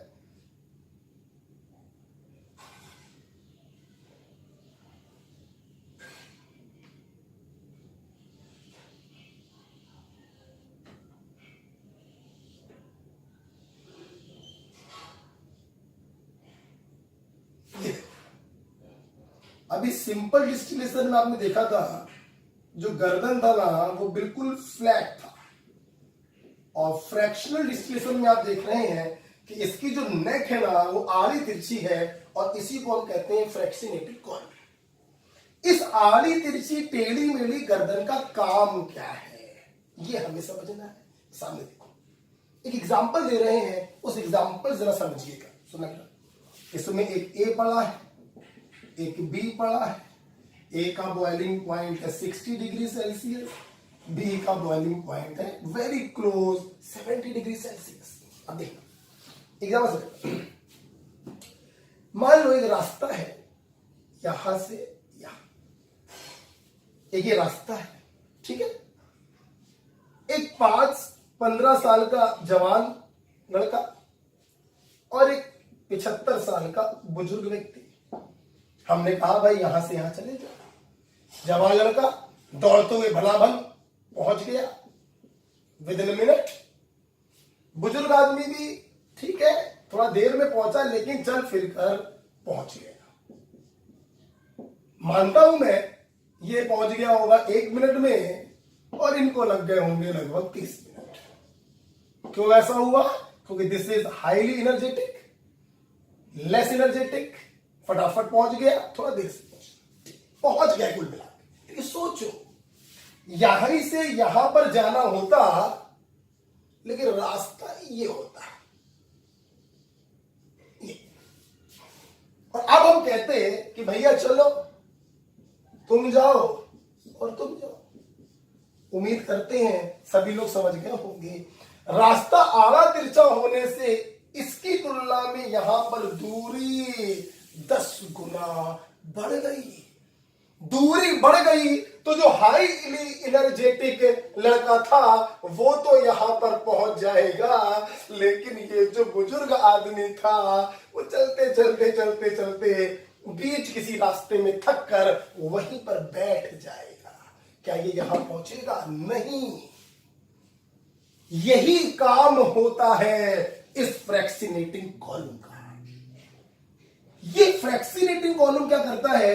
दूरी को इतना ज्यादा कर देता है, सरफेस एरिया को इतना ज्यादा कर देता है कि जिसका बॉइलिंग पॉइंट कम है, मतलब जिसकी वेपर हाईली एनर्जेटिक है, वो तो एक बार को इस दूरी को क्रॉस करके ऊपर पहुंच जाता है, लेकिन जिसका बॉइलिंग पॉइंट ज्यादा है बेचारा चलते चलते चलते चलते चलते चलते थक जाता है और थक के वापस लिक्विफाई होकर बर्तन में आ जाता है। यहां पर थकने का मतलब बैठने का नहीं है, थकने का मतलब है कि लिक्विफाई होगा और वापस आ जाए। ठीक है, ऐसा नहीं है कि ये पूरा का पूरा भी थक कर नीचे आ जाता है, थोड़ा बहुत भी पहुंचता है ऊपर, लेकिन इसकी जो मात्रा होती है वो बहुत कम होती है। बावड़ क्लियर हो रहा है? तो ये वेपर किसका है? ए का है, जिसका बॉइलिंग पॉइंट क्या होगा? कम। वेपर की एनर्जी क्या है? ज्यादा, दौड़ते हुए पार कर गया।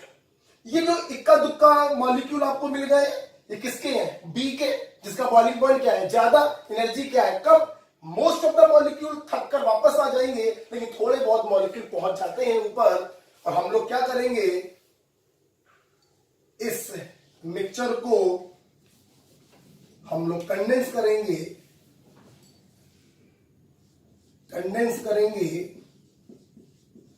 तो यहां पर जो मिक्सचर मिलेगा उसमें ए की मात्रा बहुत ज्यादा होगी और बी की मात्रा ना के बराबर होगी। फिर से इसका करेंगे फ्रैक्शनल डिस्टिलेशन, 1-2 बार करेंगे और हमें प्योर ए मिल जाएगा। Right dear? तो कंडेंस किया, देन अगेन फ्रैक्शनल डिस्टिलेशन किया, and finally we get pure A। Okay बेटा, तो क्या आपको ये बात समझ में आई कि फ्रैक्शनेटिंग कॉलम का काम क्या होता है? बताओ। फ्रैक्शनेटिंग कॉलम दूरी को बहुत बढ़ा देता है, सरफेस एरिया बहुत बढ़ा देता है। तो जिस कंपोनेंट का बॉइलिंग पॉइंट कम था, जिसकी वेपर की एनर्जी ज्यादा थी, वो तो खराक से पार कर जाएगा। क्योंकि जिस कंपोनेंट का बॉइलिंग पॉइंट ज्यादा होता है, जिसको ज्यादा गर्म करना पड़ता है, उसकी वेपर की एनर्जी कम होती है, चलते चलते चलते चलते थक जाता है और लिक्विफाई होकर वापस से फ्लास्क में आ जाता है। तो कहने का मतलब यह है कि फ्रैक्शनल डिस्टिलेशन में जब पहली बार डिस्टिलेशन आपने करवाया तो आपको ए का वेपर ज्यादा मिलेगा और बी का वेपर हल्का फुल्का मिलेगा। क्यों हल्का फुल्का मिलेगा? क्योंकि उसके most of the molecule condense होकर वापस से फ्लास्क में आ गए। इस मिक्सचर को आपने कंडेंस किया, ए झेल कर है, बी थोड़ा बहुत है, फिर से कराया फ्रैक्शनल डिस्टिलेशन, प्योर ए आपका क्या हो जाएगा? अलग हो जाएगा। This is called fractional distillation. Right? इसके 2 एग्जांपल हैं फ्रैक्शनल डिस्टिलेशन के।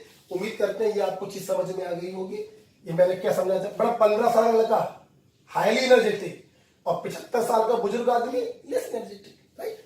हाईली एनर्जेटिक का मतलब low boiling liquid, less energetic मतलब हाई बॉइलिंग लिक्विड। अच्छा, 2 बेटा एग्जांपल इसके आपकी कॉपी में लिखे हुए हैं कि फ्रैक्शनल डिस्टिलेशन से हम सेपरेट करते हैं मीथेनॉल और एसीटोन के मिक्सचर को हम सेपरेट करते हैं फ्रैक्शनल डिस्टिलेशन के द्वारा। और दूसरा का तरीका है crude oil. Crude oil is separated by fractional distillation. आप जानते हो बेटा क्रूड ऑयल क्या होता है? क्रूड ऑयल कच्चा तेल, जो ऑयल वेल से तेल निकाला जाता है, क्रूड ऑयल। इस क्रूड ऑयल में पेट्रोल है, इसी में मिट्टी का तेल है, इसी में डीजल है, इसी में केरोसिन ऑयल, सब कुछ इसी में। तो इस क्रूड ऑयल से ये सारे फ्रैक्शन हम अलग करते हैं with the help of fractional distillation. Right? आइए एक बार नोटबुक से पढ़ लिया जाए, फिर जो लिखना होगा हम लिखवा देंगे। नोटबुक देखो बेटा। Fractional distillation if difference in boiling point of two liquid is not high, bracket में लिखा है minimum 10 kelvin, then this method is used. In this technique, vapor of liquid mixture are passed through fractionating column. दिखाई पड़ा बेटा? ये देखो, ये आपने फ्लास्क में दोनों रखे थे, गर्म किया, दोनों की वेपर बनी और फ्रैक्शनेटिंग कॉलम से हमने इस वेपर को पास किया बिफोर कंडेंसेशन. ठीक. Fractionating column provide large surface area so that vapour of high boiling liquid condense before the vapor of low boiling liquid. Hence, as these vapor mixture rising up in fractionating column become richer in more volatile component. More volatile का मतलब जिसका boiling point कम है, जिसकी vapour की energy ज्यादा है. तो जैसे जैसे ये वेपर ऊपर उठता जाएगा वैसे वैसे ए का परसेंटेज बढ़ता जाएगा और बी का परसेंटेज घटता जाएगा, क्योंकि ये थक कर कंडेंस हो जाएगा. तो ऊपर पहुंचते पहुंचते भयंकर अमाउंट ए का होगा, बी का अमाउंट ना के बराबर होगा. राइट. एग्जांपल क्या लिखा है? क्रूड ऑयल इज सेपरेटेड और methanol plus acetone is separated. सभी लोग सामने देखो. फ्रैक्शनल डिस्टिलेशन में राइट में देखिए जगह खाली पड़ी है, पड़ी खाली. इस खाली जगह में आपको ये बनाना है, ये पूरा बनाना है आपको. उस खाली जगह में ये पूरा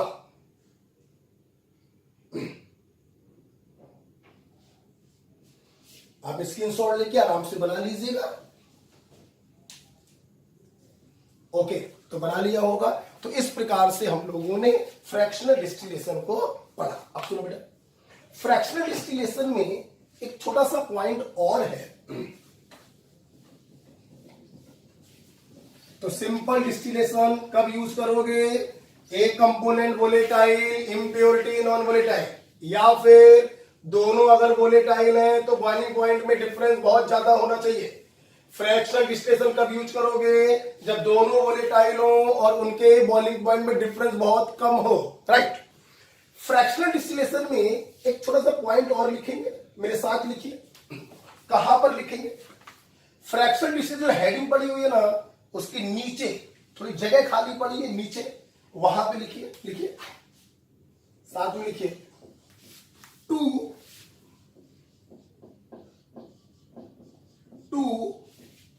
miscible liquid forming, छोटा छोटा लिखिएगा, forming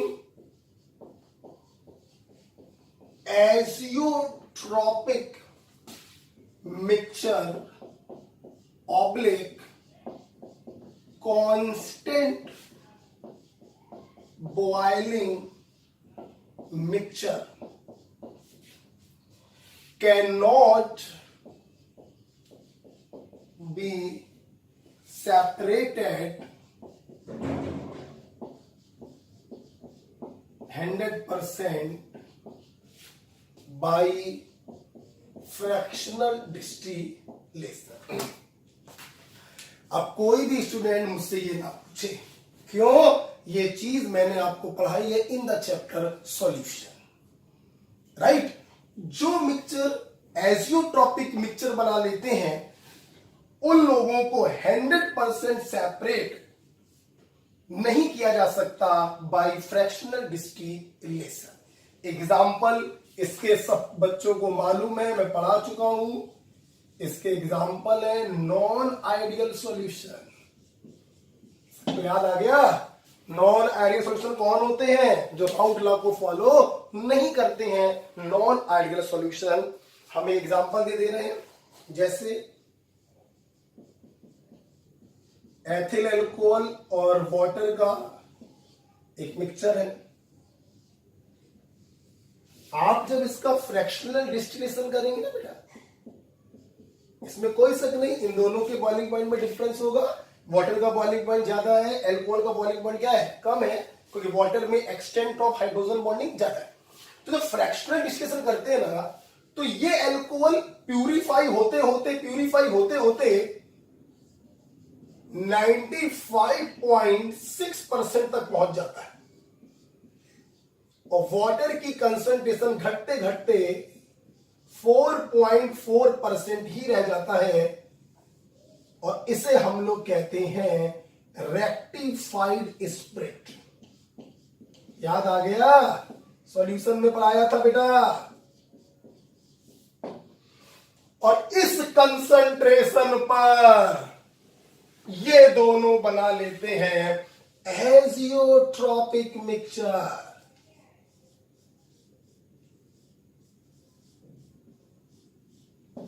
एजियोट्रॉपिक मिक्सचर बोले तो कांस्टेंट बॉइलिंग मिक्सचर। आप इसको अगर एक देहाती भाषा में समझें तो इस पर्टिकुलर कंसंट्रेशन पर इन दोनों के बॉइलिंग पॉइंट क्या हो गए? फ्रैक्शनल डिस्टिलेशन यूज कब कर रहे थे? जब बॉइलिंग पॉइंट में थोड़ा ही डिफरेंस है, लेकिन डिफरेंस हो।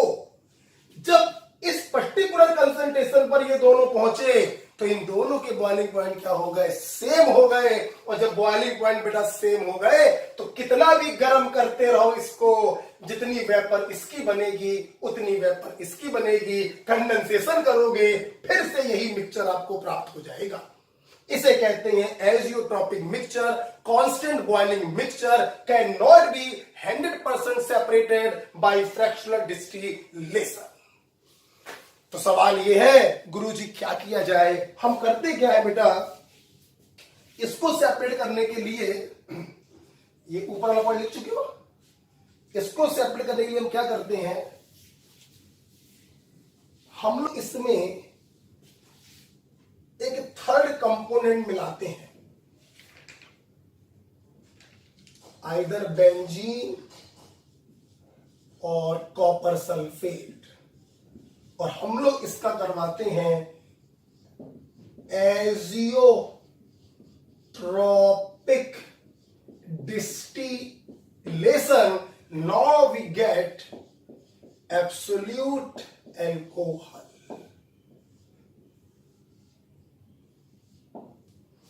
थोड़ा ज्यादा हो गया है, आपके पास जगह नहीं है तो आप थोड़ा देख लो कैसे लिखना है।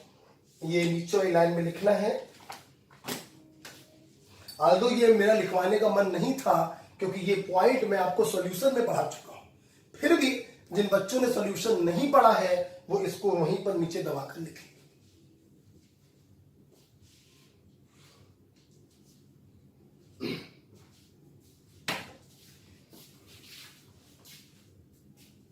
रेक्टिफाइड स्प्रिट का कंपोजिशन आपके मेडिकल में आता है 95.6% ethyl alcohol, remaining is water. इस कंसंट्रेशन पर ये एजियोट्रॉपिक मिक्सचर बना लेते हैं। हमने सॉल्यूशन में और भी लिखवाए हैं, जैसे आपको याद होगा HCl plus water azeotropic mixture बनाता है कब? जब HCl की कंसंट्रेशन होती है 20.2%। HNO3 plus water azeotropic mixture बनाता है कब? जब HNO3 की कंसंट्रेशन होती है 68%। H2SO4 plus water azeotropic mixture बनाता है कब? जब H2SO4 की कंसंट्रेशन होती है 98%। खैर ये वाला बहुत पॉपुलर है, और आप चाहो तो एक ये वाला भी लिख लो, HCl प्लस वाटर 20.2% पर ये भी बनाता है azeotropic mixture. So this is all about the fractional distillation। अब एक बार कॉपी को बंद करो और मुझको देखो। बंद करो, कॉपी लिख लिया? लिख लिया? चलो आ जाओ। देखो बेटा, जब मैं रिवाइज कर रहा हूं तो बिल्कुल भी वीडियो को आप आगे नहीं बढ़ाएंगे, मेरे साथ साथ चीजों को बोलेंगे। ठीक, आ जाओ। हम लोगों ने पढ़ा प्यूरिफिकेशन। जब किसी ऑर्गेनिक कंपाउंड से इम्प्योरिटी को सेपरेट करते हैं, phenomena is called purification.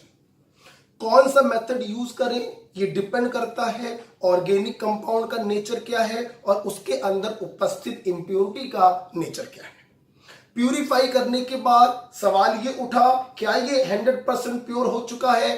Purity को चेक करने के 3 तरीके हमारे पास हैं। स्पेक्ट्रोस्कोपिक मेथड है, क्रोमेटोग्राफी हमारे पास है, और मिक्स्ड मेल्टिंग पॉइंट हमारे पास है।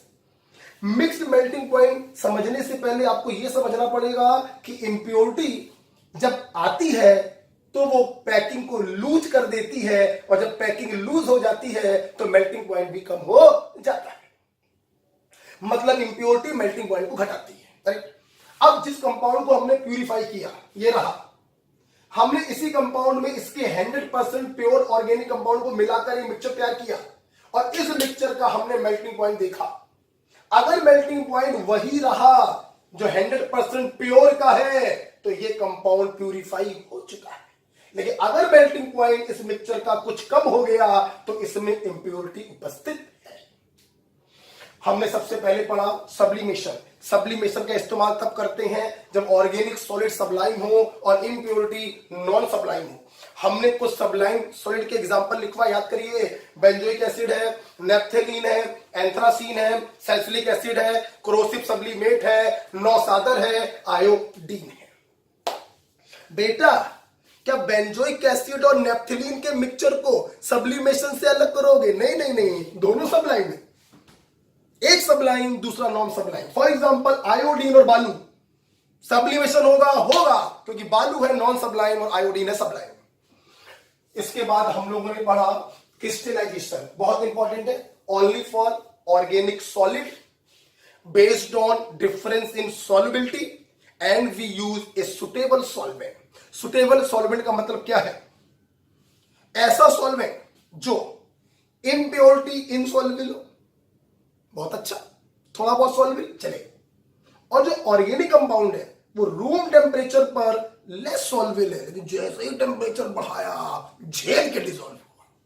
सवाल ये उठ रहा है कि टेम्परेचर बढ़ाने पर झेल के डिसॉल्व हो गया, इसका क्या फायदा है? तो उत्तर आपको मिला, जो चीज गर्म करने पर जितनी तेजी से डिसॉल्व होती है, ठंडा करने पर उतनी ही तेजी से क्रिस्टल के रूप में अलग हो जाती है।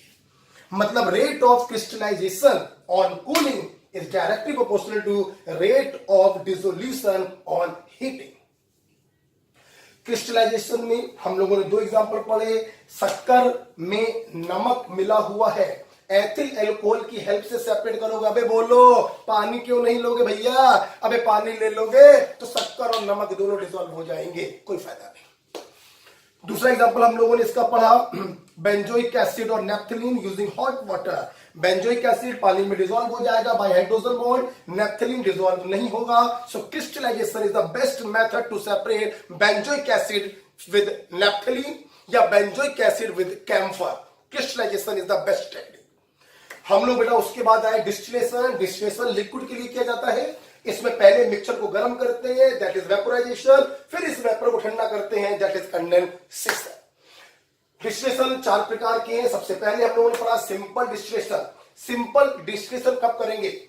जब लिक्विड हो वोलेटाइल, इंप्योरिटी हो नॉन वोलेटाइल, बल्ले बल्ले गर्म कर दो, लिक्विड वेपोराइज होकर अलग हो गया, इंप्योरिटी नॉन वोलेटाइल है, तली में वहीं पे पड़ा रह गया। और कब यूज करेंगे? जब दोनों के दोनों वोलेटाइल हो और उनके बॉइलिंग पॉइंट में ढेर सारा डिफरेंस है, ज्यादा डिफरेंस है, मिनिमम 30 से 50, उससे ज्यादा हो और अच्छा।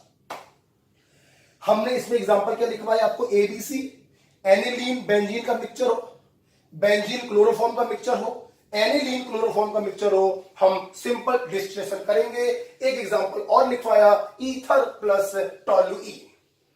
जिसका बॉइलिंग पॉइंट कम है उसकी वेपोराइज जल्दी बनेगी, पहले बनेगी, कंडेंस किया अलग हो गया।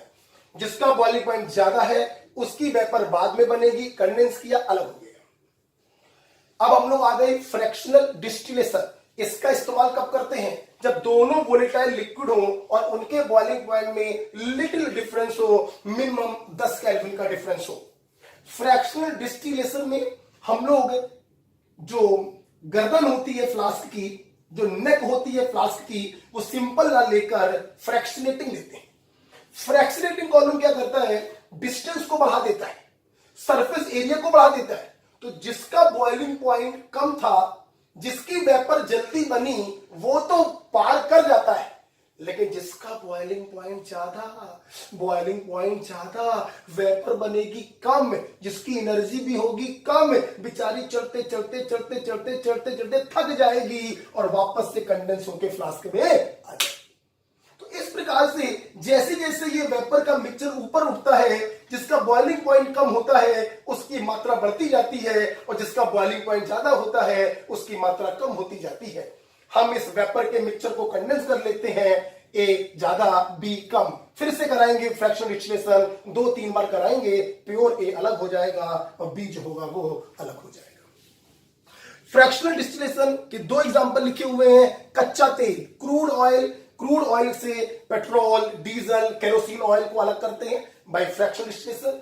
मेथिल अल्कोहल और एसीटोन के मिक्सचर को अलग करते हैं by fractional distillation. Fractional distillation में लास्ट पॉइंट मैंने बताया, जो कंपोनेंट एजियोट्रॉपिक मिक्सचर बना लेते हैं, कांस्टेंट बॉइलिंग मिक्सचर बना लेते हैं, उनको 100% सेपरेट नहीं किया जा सकता, क्योंकि इस पॉइंट पर उनके बॉइलिंग पॉइंट क्या हो जाते हैं, सेम हो जाते हैं। हम करवाते हैं उनका azeotropic distillation by adding a external compound. For example, in rectified spirit we add benzene और copper sulphate and we do azeotropic distillation and we get absolute alcohol। हमने एजियोट्रॉपिक मिक्सचर खूब पढ़ा रखा है सॉल्यूशन में, यहां पर भी 2 एग्जांपल बता दिए। रेक्टिफाइड स्प्रिट 95.6% एथिल अल्कोहल और HCl प्लस वाटर 20.2% HCl। तो इस प्रकार से फ्रैक्शनल डिस्टिलेशन भी क्या हुआ, खत्म होता है।